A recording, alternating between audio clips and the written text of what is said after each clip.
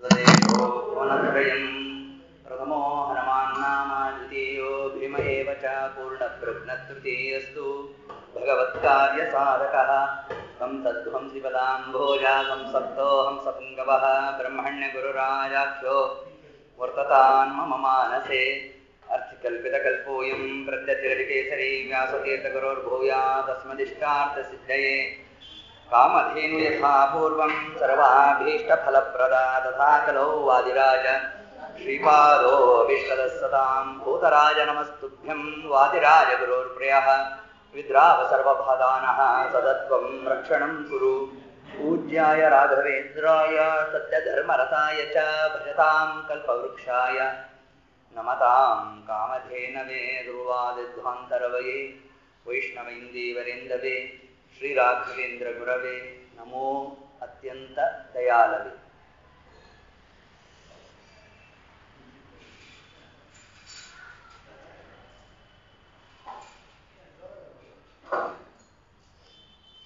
तन्वन्दे नरसिंहतीर्थनिलयं श्रीव्यासराट् पूजितं ध्यायन्तं मनसा नृसिंहचरणं श्रीपादराजगुरुं श्रीगुरुभ्यो नमः।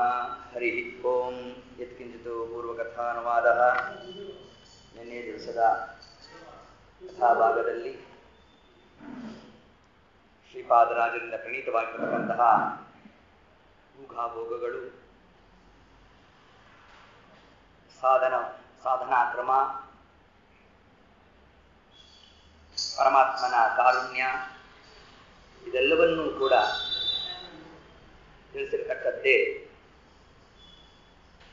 ಅನಂತ ಕಾಲದಲ್ಲಿ ಆವ ಪುಣ್ಯದಲ್ಲಿ ಎನ್ನ ಮನ ನಿನ್ನಲ್ಲಿ ಎರಗಿತೋ, ಎನ್ನ ಮನವನ್ನು ನಿನ್ನ ಚರಣದೊಳಗೆ ಇಟ್ಟು ಸಲಹೋ ರಂಗವಿಠಲ.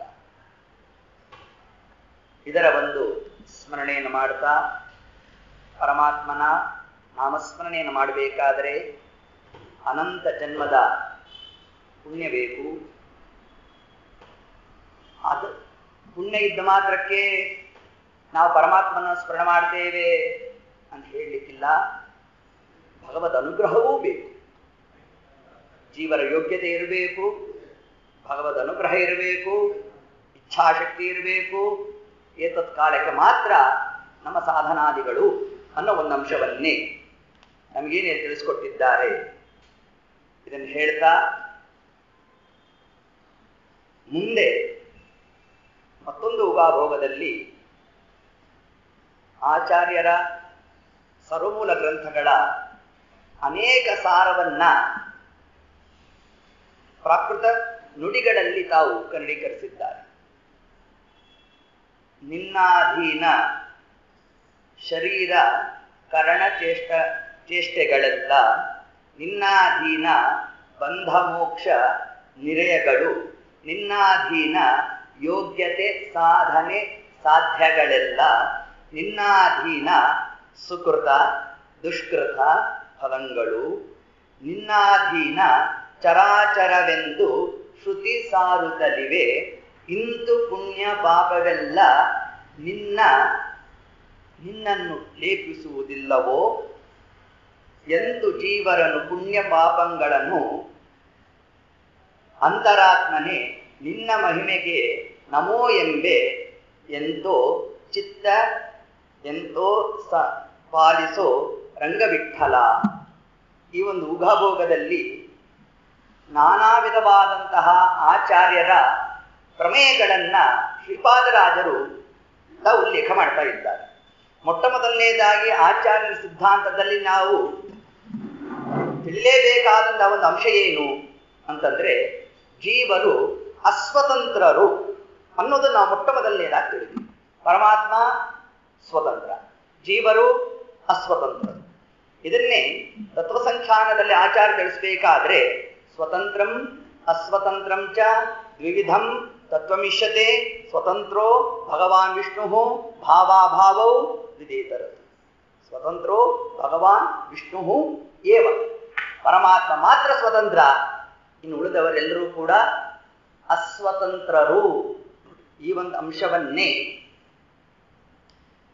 ಆಚಾರ್ಯ ತಾವೇನು ತತ್ವಸಂಖ್ಯಾನದಲ್ಲಿ ಹೇಳಿದ್ದಾರೆ. ಇದರ ಸಾರವೇ ಏತದ್ಭೂಗಾಭೂತ. ಪರಮಾತ್ಮ ಸ್ವತಂತ್ರ, ಜೀವರು ಅಸ್ವತಂತ್ರರು. ಇದನ್ನೆಲ್ಲ ಹೆಂಗೆ ನಾವು ತಿಳಿಬೇಕು? ದೇವರು ಸ್ವತಂತ್ರ ಅಂದ್ರೆ ಯಾವ್ಯಾವ ಕ್ರಮದಲ್ಲಿ? ನಮ್ಮ ನಿತ್ಯ ಅನುಷ್ಠಾನಕ್ಕೆ ಬರಬೇಕಲ್ಲ, ನಮ್ಮ ನಿತ್ಯ ಧ್ಯಾನಕ್ಕೆ ನಾವು ತಗೋಬೇಕಲ್ಲ. ಅದನ್ನೇ ಇಲ್ಲಿ ಶ್ರೀಪಾದರಾಜ ತಾವು ತಿಳಿಸ್ತಾ ಇದ್ದಾರೆ. ನಿನ್ನಾಧೀನ ಶರೀರ ಕರಣಗಳೆಲ್ಲವೂ, ಈ ದೇಹ ಇಂದ್ರಿಯಗಳು ಇವೆಲ್ಲವೂ ನಿನ್ನ ಅಧೀನ. ಎಷ್ಟು ಅಧೀನ ಅಂತಂದ್ರೆ ಈ ಶಬ್ದಕ್ಕೆ ಜಗನ್ನಾಥದಾಸರು ವ್ಯಾಖ್ಯಾನ ಮಾಡ್ತಾರೆ. ಪರಮಾತ್ಮನ ಅಧೀನದಲ್ಲಿ ಮೊದಲಿಗೆ ಯಾರು ತಗೊಂಡ್ರು ನೋಡ್ರಿ, ಹೇಗಿದೆ ಕ್ರಮ. ಲಕ್ಷ್ಮೀದೇವಿಯನ್ನು ತಗೊಂಡ್ರಂತೆ. ಲಕ್ಷ್ಮೀದೇವಿ ಎಷ್ಟು ಅಸ್ವತಂತ್ರಳು ಅಂತಂದ್ರೆ ಶ್ವಾಸ ಬಿಡುವ ಶಕ್ತಿ ಲೇಷಾವಿಲ್ಲೆಂಬುದೇ ಫಲವಿದು ಬಾಳುವುದಕ್ಕೆ. ಮಾತು ಅಂತ ಹೇಳ್ತಾ, ಕ್ಲೇಶಾನಂದಗಳೀಶಾಧೀನ ಸಮಾಸಮ ಬ್ರಹ್ಮ ಸದಾಶಿವರು ಈಶಿತವ್ಯರು ಪರೇಶನಲ್ಲದೆ ಶ್ವಾಸ ಬಿಡುವ ಶಕ್ತಿ ಲೇಷಾವಿಲ್ಲೆಂಬುದೇ ಫಲವಿದು ಬಾಳುವುದಕ್ಕೆ. ನಮ್ಮ ಜೀವನಕ್ಕೆ ಸಾರ್ಥಕ್ಯ ಯಾವುದು ಅಂತಂದ್ರೆ ಎಲ್ಲವೂ ಭಗವದ್ ಅಧೀನ. ಅದರ ಮೊದಲು ತಗೊಂಡಿರ್ತಕ್ಕಂಥ ಒಂದು ಕಣೆ ಯಾವುದು ಅಂತಂದ್ರೆ ಶರೀರ ಕರಣ ಚೇಷ್ಟೆಗಳೆಲ್ಲ ಸ್ವಾಮಿ ನಿನ್ನ ಅಧೀನಾನು. ಅಂದ್ರೆ ಏನರ್ಥ? ಶರೀರ ಈ ದೇಹ, ಕರ್ಣ ಈ ಶರೀರದಲ್ಲೇ ಕರ್ಣಾದಿಗಳು ಸೇರ್ಬಿಟ್ಟು ಮತ್ತ್ಯಾ ಪ್ರತ್ಯೇಕ ತಗೊಂಡ್ರಿ? ಕರ್ಣಾಭಿಮಾನಿಗಳು ಅದನ್ನು ತಗೊಳ್ತೀವಿ. ತತ್ವಾಭಿಮಾನಿ ದೇವತೆಗಳು ಅಂತ ಯಾರ್ಯಾರಿದ್ದಾರೆ ಅವರೇ ಸ್ವತಂತ್ರವಾಗಿ ಕಾರ್ಯವನ್ನ ಪ್ರವೃತ್ತ ಮಾಡ್ಲಿಕ್ಕೆ ಸಾಧ್ಯನೋ ಅಂತ ಹಿಂಗೇನಾರು ಪ್ರಶ್ನೆ ಮಾಡಿದ್ರೆ ಅದಕ್ಕೆ ತಿಳಿಸ್ತಾ ಇದ್ದಾರೆ. ವಿಷಯೇಂದ್ರಿಯಗಳ ತದಭಿಮಾನಿಸುವ ನೊಸರುಳು ನಿಂತು ನಿಯಾಮಿಸುವ ಶ್ವಸನ ಅಂತರ್ಗತ ವಾಸುದೇವತಾ ವಿಷಯಂಗಳತ ಭೋಗಿಸುತ್ತಿಹನೆಂಬುದೇ ಹಲವಿದು. ನೋಡಿ, ಶ್ರೀಪಾದರಾಜರ ಒಂದೊಂದು ನುಡಿಗೂ ಜಗನ್ನಾಥದಾಸರು ವ್ಯಾಖ್ಯಾನ ಮಾಡ್ತಾ ಕೂತಿದ್ದಾರೆ. ಮಹಾನ್ ಎಷ್ಟು ಅಸ್ವತಂತ್ರರು ಅಂತಂದ್ರೆ ಸಮಾಸಮ ಬ್ರಹ್ಮ ಸದಾಶಿವರು. ಸಮಾಸಮ ಅಂದ್ರೆ ಯಾರು? ಲಕ್ಷ್ಮೀದೇವಿ. ಸಮಳು ಅಸಮಳು. ಸಮಳು ಹೇಗೆ ಅಸಮಳು ಹೇಗೆ ಅಂತ ತಗೊಂಡ್ರೆ ಗೋಪಾಲದಾಸರು ಒಂದ್ ಕಡೆ ತಿಳಿಸ್ತಾರೆ.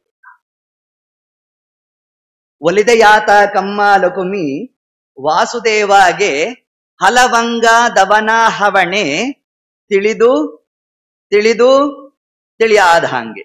ಏನ್ ಅರ್ಥನಪ್ಪ? 2 ಸತಿ ತಿಳಿದು ತಿಳಿದು ಅನ್ಬಿಡೋದು, 3ನೇ ಸತಿ ತಿಳಿಯಾದ ಹಾಗೆ ಅಂತ ಅನ್ನೋದು. ಏನಿದರ ಆಂತರ್ಯ ಅಂತಂದ್ರೆ ತಿಳಿದು ದೇಶತಃ, ತಿಳಿದು ಕಾಲತಃ, ತಿಳಿಯಾದ ಹಾಗೆ ಗುಣತಃ, ಸಮ ಸಮ. ಇಂತಹ ಲಕ್ಷ್ಮೀದೇವಿ. ಎಂತಹ ಲಕ್ಷ್ಮೀದೇವಿ? ಶ್ರೀಮದ್ ಆಚಾರ್ಯ ದ್ವಾದಶ ಸ್ತೋತ್ರದಲ್ಲಿ ವ್ಯಾಖ್ಯಾನ ಮಾಡ್ತಾರೆ. ಲಕ್ಷ್ಮೀದೇವಿ ಸಾಮರ್ಥ್ಯ ಎಂತದ್ದು ಅನ್ನೋದನ್ನು ತಾವು ಹೇಳಬೇಕಾದ್ರೆ ವಿಶ್ವಸ್ಥಿತಿ ಪ್ರಲಯ ಸರ್ಗ ಮಹಾವಿಭೂತಿ ವೃತ್ತಿ ಪ್ರಕಾಶ ನಿಯಮ ಪ್ರತಿಬಂಧ ಮೋಕ್ಷಾಹ ಯಸ್ಯ ಅಪಾಂಗಲವ ಮಾತ್ರತ ಊರ್ಜಿತಾ ಸಾ ಶ್ರೀಹಿ ಯತ್ ಕಟಾಕ್ಷ ಬಲವತ್ಯಜಿತಂ ನಮಾಮಿ. ವಿಶ್ವದ ಸೃಷ್ಟಿ ಸ್ಥಿತಿ ಲಯ ನಿಯಮನ ಜ್ಞಾನ ಅಜ್ಞಾನ ಬಂಧ ಮೋಕ್ಷಾದಿಗಳು ಲಕ್ಷ್ಮಿ ಅಧೀನ ಅಂತ ನೋಡಿ. ತಾನೇ ಎಲ್ಲವನ್ನು ಮಾಡ್ತಾ ಇದ್ದಾಳಂತೆ. ಹೌದಾ ಅಂತ ಅನ್ಲಿಕ್ಕೆ ಹೋದ್ರೆ ಆಚಾರ್ಯ ತಿಳಿಸಿದ್ರು, ಶ್ರೀಹಿ ಯತ್ ಕಟಾಕ್ಷ. ಈ ಲಕ್ಷ್ಮೀದೇವಿಗಿಂತಹ ಸಾಮರ್ಥ್ಯ ಬಂದದ್ದು ಹೇಗೆ ಗೊತ್ತಾ? ಅಪಾಂಗಲವ ಮಾತ್ರತ ಊರ್ಜಿತಾಸ. ತನ್ನ ಕುಡಿಗಣ್ಣ ನೋಟ ಮಾತ್ರದಿಂದಲೇ ಪರಮಾತ್ಮ ಇಷ್ಟು ವ್ಯಾಪಾರ ಮಾಡಿಸ್ತಾ ಇದ್ದಾನಂತೆ. ಯಾರೋ ಅಂತಹ ಪರಮಾತ್ಮನಿಗೆ ಅಹಂ ನಮಾಮಿ, ನಾನು ನಮಸ್ಕರಿಸುತ್ತೇನೆ ಅಂತ ಏನ್ ಹೇಳಿದ್ದಾರೆ ಅದನ್ನೇ ಇಲ್ಲಿ ಶ್ರೀಪಾದರಾಜರು ನಿನ್ನ ಅಧೀನ ಶರೀರ ಕರಣ ಚೇಷ್ಟೆಗಳೆಲ್ಲ. ನಾವು ಮಾಡ್ತಕ್ಕಂತಹ ಪ್ರತಿಯೊಂದು ವ್ಯಾಪಾರವೂ ಕೂಡ ಭಗವದ್ ಅಧೀನ ಅಂತ. ನಮ್ಮಲ್ಲಿ ಉಸಿರಾಟ ವ್ಯಾಪಾರವನ್ನು ಮಾಡಿಸ್ತಕ್ಕಂಥವ್ರು ಯಾರು? ವಾಯುದೇವರು. ಇನ್ನ ಉಳಿದಂತಹ ಇಂದ್ರಿಯ ವ್ಯಾಪಾರವನ್ನು ಮಾಡಿಸೋರು ಯಾರು? ವಾಯುದೇವರೇ. ಕಣ್ಣು ಈ ಜಡ ತಾನು ನೋಡ್ಬೇಕು ಅಂತಂದ್ರೆ ಇಂದ್ರಿಯಾಭಿಮಾನಿ ಆಗಿರತಕ್ಕಂತಹ ಸೂರ್ಯ ತಾನಿರ್ಬೇಕಂತ. ಸೂರ್ಯನೇ ಕಾರ್ಯವನ್ನ ನಿರ್ವಹಣೆ ಮಾಡ್ಲಿಕ್ಕೆ ಸಾಧ್ಯನೋ ಅಂತಂದ್ರೆ ಸೂರ್ಯನಲ್ಲಿ ವಾಯುದೇವರು ನಿಂತಿರ್ಬೇಕಂತ. ಸತ್ ಶಬ್ದ ವಾಚ್ಯರಾಗಿ ವಾಯುದೇವರು ನಮ್ಮ ಕಣ್ಣಿನಲ್ಲಿ ಕೂತಿರ್ಬೇಕು. ಹಂಗ್ ಕೂತಿದ್ರೆ ಮಾತ್ರ ಸೂರ್ಯ ತಾನು ಕಾರ್ಯವನ್ನು ಮಾಡ್ಲಿಕ್ಕೆ ಸಾಧ್ಯ, ತರುವಾಯ ನಾವು ಪದಾರ್ಥಗಳನ್ನ ನೋಡ್ಲಿಕ್ಕೆ ಸಾಧ್ಯ. ಇಷ್ಟರಿಂದಲೇ ನಾವು ಪದಾರ್ಥವನ್ನು ಗ್ರಹಣ ಮಾಡ್ಲಿಕ್ಕೆ ಸಾಧ್ಯನೋ ಅಂತಂದ್ರೆ ಇಲ್ಲ ಅಂತ. ಇಲ್ಲಿ ಭಗವದ್ ವ್ಯಾಪಾರ ಏನು ಅಂತಂದ್ರೆ ಕಣ್ಣಿಗೆ ವಿಷಯ ಯಾವುದು? ನೋಡುವುದೇ ವಿಷಯ. ಕಿವಿಗಳಿಗೆ ವಿಷಯ ಯಾವುದು? ಕೇಳುವುದೇ ವಿಷಯ. ಉಪನ್ಯಾಸ ತರಗತಿಯಲ್ಲಿ ಅಧ್ಯಾಪಕ ಪಾಠ ಮಾಡಿದ್ದು ಒಂದೇ ಕ್ರಮ, ಅರ್ಥ ಮಾಡ್ಕೊಂಡಿದ್ ಮಾತ್ರ ವ್ಯತ್ಯಾಸ ಇದೆ. ಪಾಠ ಒಂದೇ, ಆದರೆ ವಿದ್ಯಾರ್ಥಿಗಳು ಅರ್ಥೈಸೋದರಲ್ಲಿ ತಾರತಮ್ಯ ಇದೆ. ಪಾಠ ಒಂದಾದ್ಮೇಲೆ ಎಲ್ಲರೂ ಅರ್ಥ ಮಾಡ್ಕೊಳ್ಳೋದು ಒಂದೇ ಕ್ರಮ ಆಗ್ಬೇಕಲ್ಲ ಅಂತಂದ್ರೆ ಆ ಜೀವರಾಶಿಗಳಲ್ಲಿ ನಿಂತು ಅವರ ಯೋಗ್ಯತಾನುಸಾರ ಪರಮಾತ್ಮ ಅದನ್ನು ಗ್ರಹಣ ಮಾಡುವಂತೆ ತಾನು ಮಾಡೋದೇ ಭಗವದ್ ವ್ಯಾಪಾರ. ಆದ್ದರಿಂದ ಶರೀರ ಕರಣ ಚೇಷ್ಟೆಗಳೆಲ್ಲ ಇದಕ್ಕೆ ಒಳ್ಳೆ ದೃಷ್ಟಾಂತ ಅಂತಂದ್ರೆ ನಮಗೆ ಧ್ರುವರಾಜರು ತಾವು ತಪಸ್ಸಿಗೆ ಕೂತಿದ್ದಾರೆ. ಪರಮಾತ್ಮ ತಾನು ಬಂದಂತಹ ಕಾಲಕ್ಕೆ ನಮ್ ದೇವರು ಬಂದಿದ್ರು ಕೂಡ ಧ್ರುವರಾಜರಿಗೆ ಅದರ ಪರಿವೇ ಇಲ್ವಂತೆ. ತಂಪಾಡ್ ತಾವು ತಪಸ್ ಮಾಡ್ತಲೇ ಇದ್ರು. ಆಗ ಪರಮಾತ್ಮ ಒಳಗಿದ್ದಂತಹ ರೂಪವನ್ನು ಸ್ವಲ್ಪ ಮರೆಮಾಚಿಸಿದ್ನು. ತಟ್ಟನೆ ಕಣ್ಣು ಬಿಟ್ರು. ಬಿಟ್ಟಾಗ ಪರಮಾತ್ಮನ ದೇದೀಪ್ಯಮಾನವಾಗಿರ್ತಕ್ಕಂತಹ ಮೋಕ್ಷಪ್ರದ ವಾಸುದೇವ ರೂಪವನ್ನು ತಾವು ಕಂಡು. ಆ ರೂಪವನ್ನು ನೋಡಿದ್ರೆ ಧ್ರುವರಾಜರ ಬಾಯಿಂದ ಒಂದು ಶಬ್ದ ಹೊರಡ್ಲಿಲ್ಲ. ಇಲ್ಲಿ ಹೆಂಗ ಅರ್ಥ ಮಾಡ್ಬೇಕು ನಾವು ಅಂತಂದ್ರೆ ಕೇವಲ ಧ್ರುವರಾಜರು ಕರ್ಮಜ ದೇವತೆಗಳು ಜೀವ ಅವರು ಮಾತ್ರ ಅಲ್ಲಿ ಸ್ತೋತ್ರ ಮಾಡ್ಲಿಕ್ಕೆ ಆಗ್ಲಿಲ್ಲ ಅಂತ ಅಲ್ಲ. ವಾಕ್ ಅಭಿಮಾನಿ ದೇವತೆಗಳಾಗಿ ಯಾರ್ಯಾರಿದ್ದಾರೆ ಎಲ್ಲಿಂದ ತಗೋಬೇಕು ನಾವು? ವಾಕ್ ಅಭಿಮಾನಿಗಳು ಗಣಪತಿ ನೋಡ್ರಿ, ಅಲ್ಲಿಂದ ತಗೊಳ್ಳಿ. ಗಣಪತಿ ವಾಕ್ ಅಭಿಮಾನಿ ದೇವತೆ ಅಂತ ನಮಗೆಲ್ಲ ದಾಖಲಿದೆ. ಮೂಕರನು ವಾಗ್ಮಿಗಳ ಮಾಳ್ಪೆ ಕೃಪಾಕರೇಶ ಕೃತಜ್ಞ ಕಾಮದ ಕಾಯೋ ಕೈ ಪಿಡಿದು ಲೇಖಕಾಗ್ರಣಿಯೇ ಹರಿಕಥಾಮೃತ ಸಾರ 28. ಮೂಕರನು ವಾಗ್ಮಿಗಳ ಮಾಳ್ಪೆ ಅಂದ್ರೆ ವಾಕ್ ಅಭಿಮಾನಿಯಾಗಿ ಅವಾಂತರ ಗಣಪತಿ. ತರುವಾಯ 15ನೇ ಕಕ್ಷೆಯಲ್ಲಿ ಬರ್ತಕ್ಕಂಥವರು ಅಗ್ನಿದೇವರು, ತರುವಾಯ ಪಾರ್ವತೀ ದೇವಿಯರು, ಇದಾದ ಮೇಲೆ ಭಾರತಿ ಸರಸ್ವತಿ ದೇವಿ. ಎಲ್ಲರೂ ಕೂಡ ಸ್ತಬ್ಧರಾಗ್ಬಿಟ್ರಂತೆ ನೋಡ್ರಿ ಪರಮಾತ್ಮನ ರೂಪವನ್ನು ನೋಡ್ಬೇಕು. ಅಂದ್ರೆ ಆ ಅಭಿಮಾನಿ ದೇವತೆಗಳು ಕೂಡ ಸ್ವತಂತ್ರವಾಗಿ ಪರಮಾತ್ಮನನ್ನ ಸ್ತೋತ್ರ ಮಾಡ್ಲಿಕ್ಕೆ ಆಗ್ಲಿಲ್ಲ ಅಂತ ತಿಳಿಸ್ತಾರೆ. ಏತತ್ ಕಾಲಕ್ಕೆ ಅತಿ ಮುಖ್ಯವಾದ ವಾಕ್ ಅಭಿಮಾನಿ ದೇವತೆ ಯಾರು? ಲಕ್ಷ್ಮೀದೇವಿ. ಆ ಲಕ್ಷ್ಮೀದೇವಿಯ ಸ್ವರೂಪ ಯಾವುದು? ಶಂಖ. ಅದನ್ನ ಪರಮಾತ್ಮ ತಾನ್ ಸ್ಪರ್ಶ ಮಾಡಿಸೋಣ. ತರುವಾಯ ನಮ್ಮ ಧ್ರುವರಾಜರು ಸ್ತೋತ್ರ ಮಾಡ್ಲಿಕ್ಕೆ ಪ್ರಾರಂಭ ಮಾಡಿದ್ರು. ಹಾಗಾದ್ರೆ ನಮ್ಮ ಎಲ್ಲಾ ಕರ್ಣಗಳು ಯಾರು ನಿಯಮನ ಮಾಡ್ತಾ ಇದ್ದಾನೆ? ಲಕ್ಷ್ಮೀ ದ್ವಾರ ಪರಮಾತ್ಮ ತಾನು ಮಾಡ್ತಾ ಇದ್ದಾನಂತೆ. ಇದನ್ನೇ ಹೇಳಿದ್ದು ನಮಗೆ ಊರ್ಧ್ವ ಮೂಲ ಮತಶಾಖಂ ಅಶ್ವತ್ಥಂ ಪ್ರಾಹುಹು ಅವ್ಯಯಂ. ಗೀತೆಯ 15ನೇ ಅಧ್ಯಾಯದಲ್ಲಿ ಪುರುಷೋತ್ತಮ ಯೋಗ ಏನಿದೆ ಅದ್ರಲ್ಲಿ ಕೃಷ್ಣ ತಾನು ತಿಳಿಸ್ದ. ಚಿತ್ ಪ್ರಕೃತಿ ಅಂದ್ರೆ ಏನು? ಅವ್ಯಾಕೃತ ಆಕಾಶ. ಅಚಿತ್ ಪ್ರಕೃತಿ ಅಂದ್ರೆ ಯಾವುದು? ಮಹತ್ತತ್ವ, ಈ ಬ್ರಹ್ಮಾಂಡ. ಚಿತ್ ಪ್ರಕೃತಿಯಿಂದಾಗಿ ಹೊರಟದ್ ಯಾವುದು? ಮಹತ್ತತ್ವ ಅಂದ್ರೆ ಈ ಒಂದು ಬ್ರಹ್ಮಾಂಡ. ಇವೆರಡನ್ನೂ ಕೂಡ ನಿಯಮನ ಮಾಡೋನ್ ಯಾರು? ಅದು ನಮ್ಮ ಪರಮಾತ್ಮ. ಹಿಂಗಂದ್ರೆ ನಮ್ಗೆ ಅರ್ಥ ಆಗೋಲ್ಲ. ಅದಕ್ಕಾಗಿ ಪುರಾಣಗಳಲ್ಲಿ ಅನೇಕ ಕಥಾ ಪ್ರಸಂಗ ಹೊರಟದ್ ನಮಗೆ. ಎಲ್ಲವೂ ಪರಮಾತ್ಮನ ಅಧೀನ ಅನ್ನೋದಕ್ಕೆ ಶ್ರೀನಿವಾಸ ಕಲ್ಯಾಣದಲ್ಲಿ ನಮ್ಮ ದೇವರು ಬೇಟೆಗೆ ಆಗಿ ಹೊರಟ. ಭಾರಿ ಶೃಂಗಾರ ಮಾಡ್ಕೊಂಡ ನಮ್ಮ ಸ್ವಾಮಿ. ಇಷ್ಟೆಲ್ಲ ಮಾಡಿಕೊಂಡು ನನ್ಗೊಂದು ವಾಹನ ಬೇಕು ಅಂತಂದ. ವರದೋ ವಾಯುವಾಹನ. ವಾಯುದೇವರು ಕುದುರೆಯಾಗಿ ಬಂದೇ ಬಿಟ್ರಂತೆ. ಬಂದ್ರೆ ನಮ್ಮ ಸ್ವಾಮಿ ಹಂಗೆ ಹತ್ಲಿಲ್ವಂತೆ. ಅದನ್ನ ಆಸನವಾಗಿ ಭೂದೇವಿ ಬಂದ್ಲಂತೆ. ಅಂದ್ರೆ ವಾಯುದೇವರಿಗೂ ನೇರವಾಗಿ ಪರಮಾತ್ಮನ ಅಂಗಸ್ಪರ್ಶಾದಿಗಳಿಲ್ಲ ನೋಡ್ರಿ. ಆ ಸಿದ್ಧಾಂತ ಹೇಳಿದ ನಮ್ಮ ಸ್ವಾಮಿ. ತರುವಾಯ ಪರಮಾತ್ಮ ತಾನು ಕೂತ. ರಜ್ಜುವಾಗಿ ಯಾರು ಬಂದದ್ದು? ದುರ್ಗಾದೇವಿ ಬಂದಂತೆ. ಅಂತಂದ್ರೆ ಇದರಿಂದ ನಮಗೇನ್ ತಿಳಿಸ್ತಾ ಇದ್ದಾರೆ? ರಜ್ಜು ಅಂದ್ರೆ ದುರ್ಗಾದೇವಿ, ಚಿತ್ ಪ್ರಕೃತಿ. ಆ ಚಿತ್ ಪ್ರಕೃತಿಗೆ ಅಭಿಮಾನಿಯಾದ ದುರ್ಗಾದೇವಿ, ಅವಳ ದ್ವಾರ ಅಚಿತ್ ಪ್ರಕೃತಿಗಳಿಗೆ ಅಭಿಮಾನಿಗಳಾದ ಬ್ರಹ್ಮವಾಯುಗಳನ್ನ ನಿಯಮನ ಮಾಡೋನು ನಾನೇ ಅಂತ ಪರಮಾತ್ಮ ತಿಳಿಸ್ತಾರೆ. ಇಷ್ಟೆಲ್ಲ ದೃಷ್ಟಾಂತ ಏನ್ ನಮ್ಗೆ ಹೊರಟದ್ದು? ನಮ್ಮ ದೇವರು ಬೇಟಿಗೆ ಹೊರಟ. ಯಾಕೆ ಹೊರಟ, ಹೇಗ್ ಹೊರಟ, ಏನದರ ಆಂತರ್ಯ, ಅದನ್ನ ಶ್ರೀಪಾದರಾಜರು ತಿಳಿಸ್ತಾ ಇದ್ದಾರೆ. ಎಲ್ಲವೂ ಭಗವತ್ ಅಧೀನ. ನಾವು ಯಾರ್ಯಾರು ತತ್ವಾಭಿಮಾನಿ ದೇವತೆಗಳು ಅಂತ ಹೇಳ್ತಾ ಇದ್ದೇವೋ, ಅನಂತ ಜೀವನಿಯಾಮಕ ಯಾರು ಮುಖ್ಯ ಪ್ರಾಣ ದೇವರು, ಸಮಸ್ತವಾದ ಜೀವ ಪ್ರಪಂಚಗಳಲ್ಲಿ 3 ವಿಧ ಜೀವರೊಳಗಬ್ಜಜ ಕಲ್ಪ ಪರ್ಯಂತ ರಚಿಸಿ ಸತ್ವರಿಗೆ ಸುಖ ಸಂಸಾರ ಮಿಶ್ರರಿಗೆ ಅಧಮ ಜನರಿಗೆ ಅಪಾರ ದುಃಖಗಳೀವ ಗುರು ಪವಮಾನ ಸಲಹೆಮ್ಮ. ಹೀಗೆ ತ್ರಿವಿಧ ಜೀವರಾಶಿಗಳನ್ನು ಅನಂತ ಕಾಲ ತನಕ ಯಾವ ಮುಖ್ಯ ಪ್ರಾಣ ದೇವರು ತಾವು ವ್ಯಾಪಾರವನ್ನು ಮಾಡ್ತಾ ಇದ್ದಾರೆ, ಆ ವಾಯುದೇವರಲ್ಲಿ ಯಾರು ಮಾಡೋನು? ನಿಮ್ಮಲ್ಲಿ ಕೇಳಿದ್ರೆ ಹೌದಪ್ಪ, ತತ್ವಾಭಿಮಾನಿ ದೇವತೆಗಳು ವಾಯುದೇವರು ನಿಂತು ವ್ಯಾಪಾರವನ್ನು ನಡೆಸ್ತಾ ಇದ್ದಾರೆ, ಇಷ್ಟನ್ನು ನಾವು ಹೇಳ್ತೇವೆ. ವಾಯುದೇವರಲ್ಲಿ ಉಸಿರಾಟ ಮಾಡಿಸೋನು ಯಾರು? ಅವನೇ ಪರಮಾತ್ಮ. ವಾಯುದೇವರಲ್ಲಿ ತತ್ವಾಭಿಮಾನಿ ದೇವತೆಗಳು ಯಾರು? ಸೂರ್ಯ, ಚಂದ್ರ, ಇಂದ್ರ ಬರ್ತಾರೇನು? ಮತ್ತೆ ಪರಮಾತ್ಮನೇ ಬರಬೇಕು. ಹಾಗಾದರೆ ಅದಕ್ಕೆ ಉಪನಿಷತ್ತು ವಾಯುದೇವರನ್ನ ತಾವು ಪರಿಚಯ ಮಾಡಿಕೊಡ್ಬೇಕಾದರೆ ಮುಖ್ಯ ಪ್ರಾಣ ಅಂತ ಹೇಳಲಿಲ್ಲ, ವಾಯುದೇವರನ್ನ ಮಧ್ಯಮ ಪ್ರಾಣ ಅಂತ ಸಂಬೋಧನೆ ಮಾಡಿತ್ತು. ಯಾರನ್ನ? ವಾಯುದೇವರನ್ನ. ಮುಖ್ಯ ಪ್ರಾಣ ಅಂದ್ರೆ ಯಾರು? ಪರಮಾತ್ಮ. ಕಾರಣ ಜಗತ್ತಿಗೆ ಯಾರು ಪ್ರಾಣದಾತರೋ ಅವರಿಗೆ ಪ್ರಾಣದಾತನಾಗಿದ್ದಾನೆ ಪರಮಾತ್ಮ. ಜಗತ್ತಿಗೆ ಪ್ರಾಣದಾತರಾದವರು ಪ್ರಾಣದೇವರಾದರೆ ಆ ಪ್ರಾಣದೇವರಿಗೂ ಪ್ರಾಣದಾತನಾದವನು ಮುಖ್ಯ ಪ್ರಾಣ. ಹಾಗಾದ್ರೆ ಮುಖ್ಯ ಪ್ರಾಣ ಅಂದ್ರೆ ಯಾರಾದ?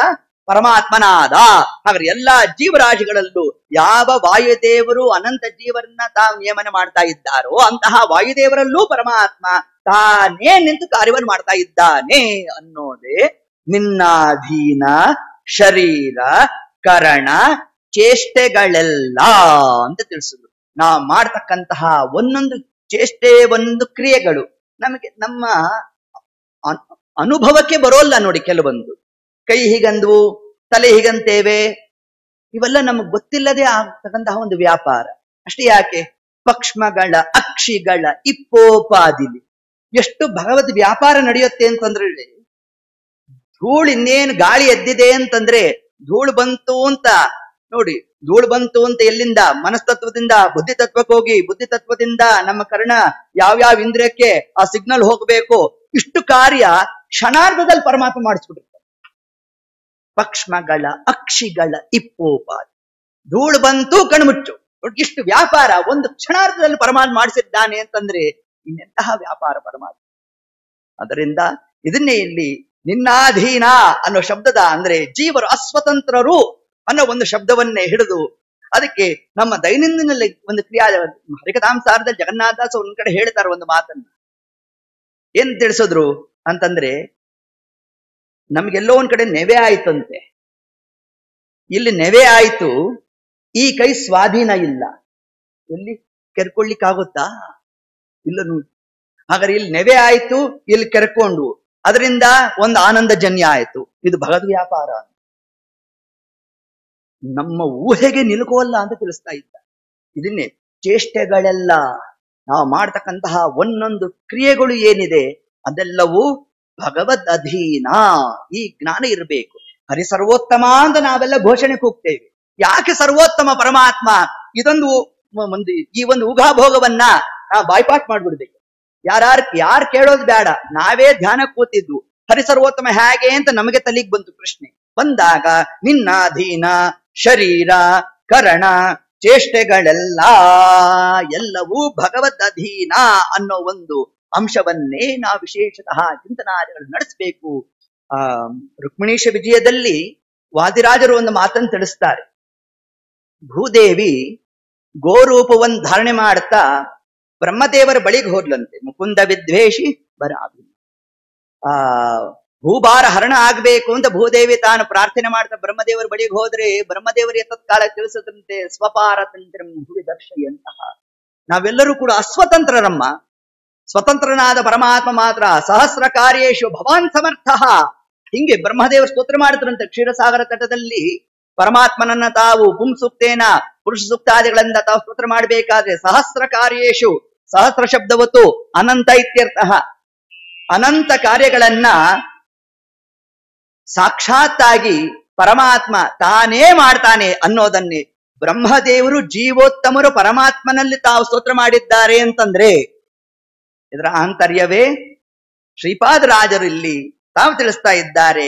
ಶರೀರ ಕರಣ ಚೇಷ್ಟೆಗಳೆಲ್ಲ ನಿನ್ನ ಅಧೀನ, ತ್ವಮೀವಲ್ಲವು ನಿನ್ನ ಅಧೀನ ಅಂತ ನಾವು ಚಿಂತನಾದಿಗಳು ನಡೆಸಬೇಕು. ಇದಕ್ಕೆ ನೋಡಿ, ಒಂದು ಸಾಲಿಗೆ ಎಷ್ಟು ಪುರಾಣಗಳ ದೃಷ್ಟಾಂತ ತಗೊಂಡ್ರು ಕಡಿಮೆ. ಎಲ್ಲವೂ ಪರಮಾತ್ಮನ ಅಧೀನ ಅನ್ನೋದಕ್ಕೆ ಪ್ರತಿಪಾದನೆ ಮಾಡಿ ತೋರಿಸೋರು ಯಾರು? ಹನುಮಂತ ದೇವ. ಸೀಮೋಲ್ಲಂಘನವನ್ನು ಮಾಡಬೇಕಾದ್ರೆ ಸುಗ್ರೀವಾದಿಗಳು ಹನುಮಂತ ದೇವರ ಬಳಿಗೆ ಬಂದ್ರಂತೆ. ಬಂದು ಕೇಳಿದ್ರು, ಭವಾನ್ ಏವ ಸಮರ್ಥ, ಹನುಮ ನೀನ್ ಮಾತ್ರ ಸಮರ್ಥ ಇದೆಯೋ, ನೀ ಹಾರು ಅಂದ್ರ. ಹನುಮಂತ ದೇವ್ರು ಅಂದ್ರಂತೆ, ನನ್ನ ಕೈಲಿ ಆಗೋಲ್ಲ ಅಂದ್ರು. ಹಿಂಗ್ಯಾಕಂದ್ರು? ಅದ್ಯಾಪಿ ರಾಮದೇವರ ಸೇವೆ ಮಾಡ್ತೇನೆ ಅಂತ ಹೇಳ್ಬೇಕು ತಾನೆ. ಈಗ ಸ್ವಾಮಿಗಳ ಸಂಸ್ಥಾನ ಪೂಜೆ ನಾಳೆ ಬೆಳಗ್ಗೆ ಇದೆ, ದ್ವಾದಶಿ ಎಲ್ರು ಹೂ ತಗೊಂಬನ್ರಿ, ಮತ್ತೊಬ್ರು ಇನ್ನೊಂದು ತಗೊಂಬನ್ರಿ ಅಂತೆಲ್ಲ ಹೇಳಿದ್ರೆ ನಮ್ಗೆ ಎಷ್ಟು ಆನಂದ. ಬೇಕಾ ತಂದ್ ಹಾಕ್ಬಿಡ್ತೇವ. ಅಂತದ್ರಲ್ಲಿ ಜೀವೋತ್ತಮರಾದ ಹನುಮಂತ ದೇವರು ಅಪ್ಪ ನೀನೇ ಹಾರ್ಲಿಕ್ಕೆ ಸಮರ್ಥ ಇದ್ಯಾ ಅಂತಂದ್ರೆ ಹನುಮಂತ ದೇವರು ಇಲ್ಲ ಆಗೋಲ್ಲ ಅನ್ನು. ಹಿಂಗ್ಯಾಕಂದ್ರು ಅಂತಂದ್ರೆ ಅವರೆಲ್ಲ ಹೇಳಿದ್ದೇನಂತೆ, ನೀನೇ ಸಮರ್ಥ ಅಂದ್ರಂತೆ. ಅದಕ್ಕೆ ಹನುಮಂತ ದೇವರು ಅಂದ್ರಂತೆ, ನಾನೇ ಸಮರ್ಥ ಆಗ್ಲಿಕ್ಕೆ ಸಾಧ್ಯ ಇಲ್ವೋ, ಪರಮಾತ್ಮ ನನ್ನಲ್ಲಿ ನಿಂತು ಕಾರ್ಯವನ್ನ ಮಾಡಿಸ್ಬೇಕು. ನೋಡ್ರಿ ಎಂತಹ ತತ್ವ ಅನ್ಬೋದು.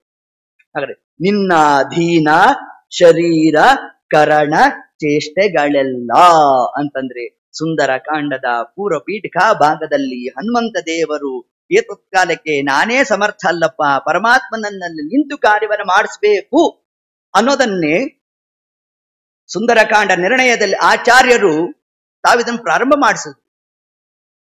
ಆ ಮಹೇಂದ್ರ ಪರ್ವತದ ಮೇಲೆ ಹನುಮಂತ ದೇವರು ತಾವೇ ನಿಂತಿದ್ದಾರೆ. ನಿಂತಾಗ ಪರಮಾತ್ಮನ ಏನು ಸ್ತೋತ್ರ ಮಾಡಿದ್ರು?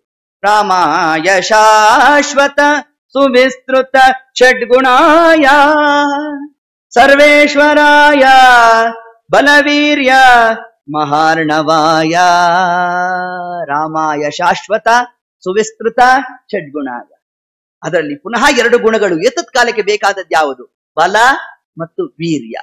ನನ್ನಲ್ಲಿ ನೀನೇ ಬಲಪ್ರದನಾಗಿ ಬರಬೇಕು ಅಂತ ಹನುಮಂತ ಸ್ತೋತ್ರ ಮಾಡಿದ್ರಂತೆ. ಅಂದ್ರೆ ಇದ್ರ ಆಂತರ್ಯ ಎಲ್ಲರೂ ಪರಮಾತ್ಮನ ಅಧೀನ ಅನ್ನೋದನ್ನೇ ನಮಗೇನ್ ಪುರಾಣಾದಿಗಳು ಶಾಸ್ತ್ರಾದಿಗಳು ತಿಳಿಸ್ತಾರೆ. ಶ್ರೀಪಾದರಾಜರು ಒಂದೇ ಸಾಲಲ್ಲಿ ಇದನ್ನು ತಾವು ಸರಿ ಹಿಡಿದಿದ್ದಾರೆ. ನಿನ್ನಾಧೀನ ಶರೀರ ಕರಣ ಚೇಷ್ಟೆಗಳೆಲ್ಲ ನಿನ್ನಾಧೀನ ಬಂಧ ಮೋಕ್ಷ ನಿರಯಗಳು. ಜೀವರಿಗೆ ಬಂಧನ ಮೋಕ್ಷ ಇವೆಲ್ಲವೂ ಭಗವದ್ ಅಧೀನ ಅಂತ.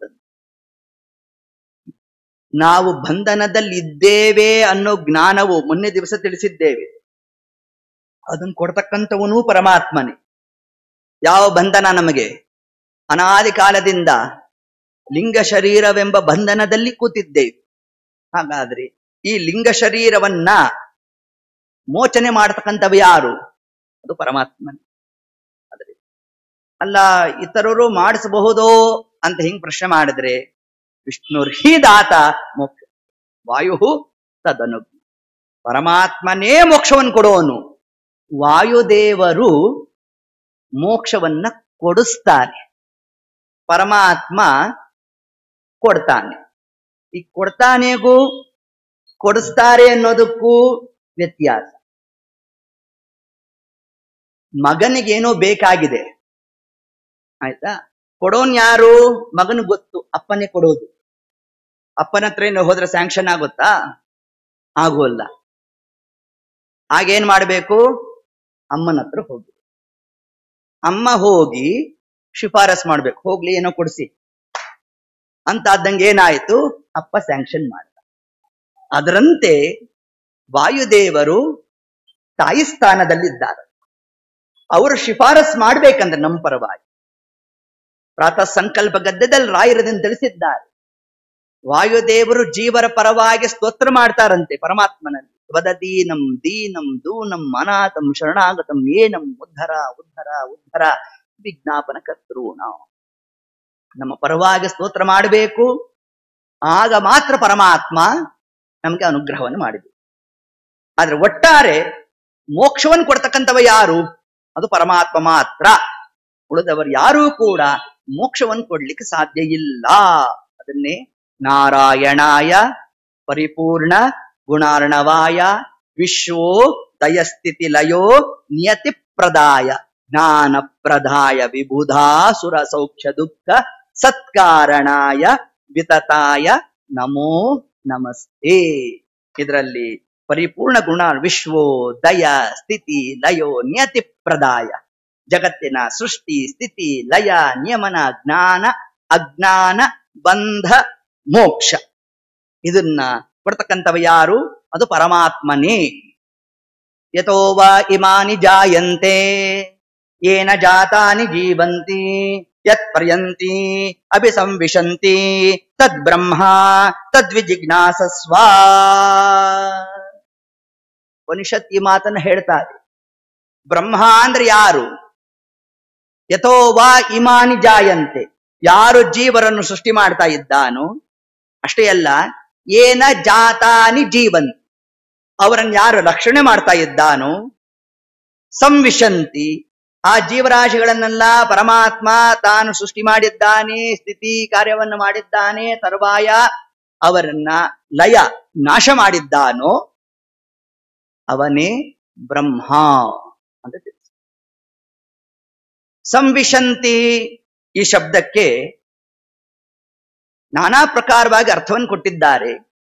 ಒಂದಾಗಿ ಬಂಧ ಮೋಕ್ಷ, ಇದು ಸೇರ್ಲಿ, ಇದನ್ನು ಹೇಳಲಿಲ್ವಲ್ಲ ಉಪನಿಷತ್ತಿನಲ್ಲಿ ಅಂತಂದ್ರೆ, ಜೀವರು ಸಂವಿಶಂತಿ ಅವರು ಚೆನ್ನಾಗಿ ಹೊರಟಿದ್ದಾರೆ. ಎಲ್ಲಿಗೆ? ಮೋಕ್ಷ ಪ್ರಾಪ್ತಿ ಅಂತ ಆಯ್ತು.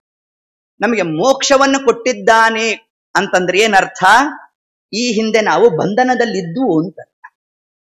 ಬಂಧನದಲ್ಲಿ ಯಾಕಿದ್ದೇವೆ? ಅಜ್ಞಾನ ಇದೆ, ಆದ್ರಿಂದ ಇದ್ದೇವೆ. ಹಾಗಾದ್ರೆ ಅಜ್ಞಾನ ಹೋದಾಗ ನಮಗೇನು ಬರಬೇಕು? ಜ್ಞಾನ ಬರಬೇಕು. ಜ್ಞಾನದ ಫಲ ಯಾವುದು ಅಂತಂದ್ರೆ ಅದು ನಮಗೆ ಮೋಕ್ಷ. ಹೌದಾ? ಹಾಗೆ ನಾವೀಗ ಬಂಧನದಲ್ಲಿದ್ದೇವೆ ಅಂತಂದ್ರೆ ಅದಕ್ಕೆ ಕಾರಣ ಅಜ್ಞಾನ. ಅಜ್ಞಾನವನ್ನು ಪರಮಾತ್ಮನೇ ಕಳಿಬೇಕು. ಅಜ್ಞಾನ ಕಳೆದು ತತ್ವಜ್ಞಾನವನ್ನು ಕೊಡಬೇಕು. ತತ್ವಜ್ಞಾನದ ಫಲ ಏನಾಯ್ತು ನಮಗೆ ಅಂದ್ರೆ ಬಂಧನದಿಂದ ಮುಕ್ತರಾಗುವುದು. ಆ ಬಂಧನದಿಂದ ಮುಕ್ತರಾಗ್ತಕ್ಕಂತಹ ಅರ್ಥರ್ಥ ಪ್ರಸಾದ ಯಾವುದಾಯಿತು? ಅದೇ ಮೋಕ್ಷವಾಯಿತು.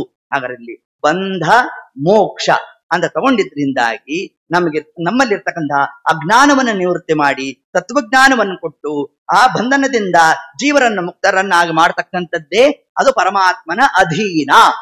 ಉಳಿದಂತಹ ಯಾವ ದೇವತೆಗಳೂ ಕೂಡ ಏತತ್ ಕಾರ್ಯವನ್ನು ಮಾಡ್ಲಿಕ್ಕಾಗುವುದಿಲ್ಲ. ಬ್ರಹ್ಮದೇವರೊಟ್ಟಿಗೆ ವಿರಜಾ ಸ್ನಾನವನ್ನ ಮಾಡಬಹುದು.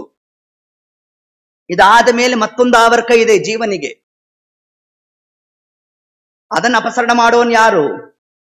ಪರಮಾತ್ಮನೇ. ಜೀವನ್ ಮೇಲೆ ಇರ್ತಕ್ಕಂತಹ ಲಿಂಗ ಶರೀರ, ಆ ಲಿಂಗ ಶರೀರ ವಿರಜಾ ಸ್ನಾನ ಮಾಡಿದಾಗ ತೆಕ್ತಲಿಂಗಾನ ಅದು ಹೋಯಿತು. ಇದು ಹೋದ್ಮೇಲೆ ಏನ್ ಮುಂದಿನ ಪ್ರಕ್ರಿಯೆ? ಶ್ವೇತದ್ವೀಪದ ಸಾಲಲ್ಲಿ ನಿಲ್ಲಬೇಕು.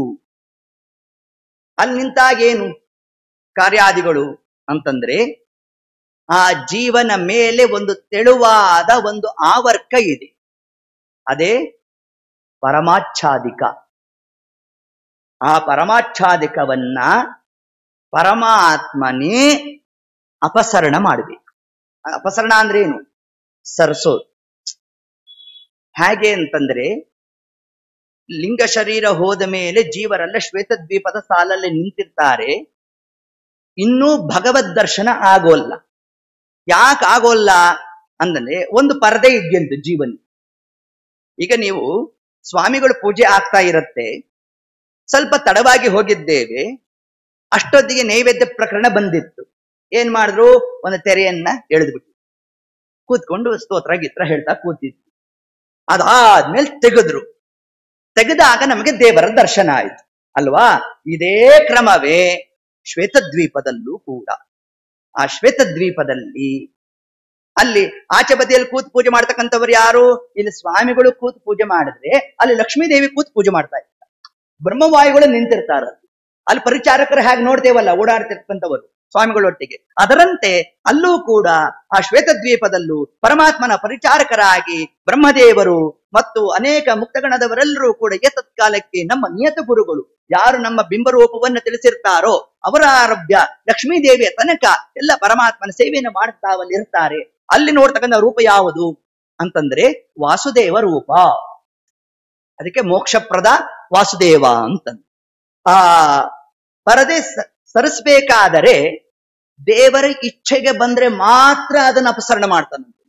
ಅದಕ್ಕೆ ಆ ಶರೀರಕ್ಕೆ ಹೆಸರೇನು? ಇಚ್ಛಾ ಅಂತ ಹೆಸರು. ಹೇಗೆ ಗೊತ್ತಾ, ಇವತ್ತು ಹೇಳ್ಬಾರ್ದು ತಿನ್ನೋ ಪದಾರ್ಥದ್ದು, ಆದ್ರೆ ಹೇಳ್ಬಿಡ್ತೇನೆ. ಕಡಲೆಕಾಯಿಯನ್ನ ತಗೊಳ್ಳಿ, ಒಡಿರಿ, ಅದೇ ಲಿಂಗ ಶರೀರ ಹೋಯ್ತು. ಒಳಗಡೆ ಏನ್ ಸಿಕ್ತು? ಬೀಜ ಸಿಕ್ತು. ಅದೇ ಬೀಜನಾ? ಅಲ್ಲ, ಅದ್ರ ಮೇಲೆ ಒಂದು ಹೊಟ್ಟಿದೆ ನೋಡ್ರಿ. ಸಂಕ್ರಾಂತಿ ಹಬ್ಬದಲ್ಲೆಲ್ಲ ನೀವು ತೆಗಿತೀರಲ್ಲ, ತೆಗಿಬೇಕಾದ್ರೆ ಹಿಂಗ ಅರ್ಥ ಮಾಡ್ಬೇಕಂತೆ.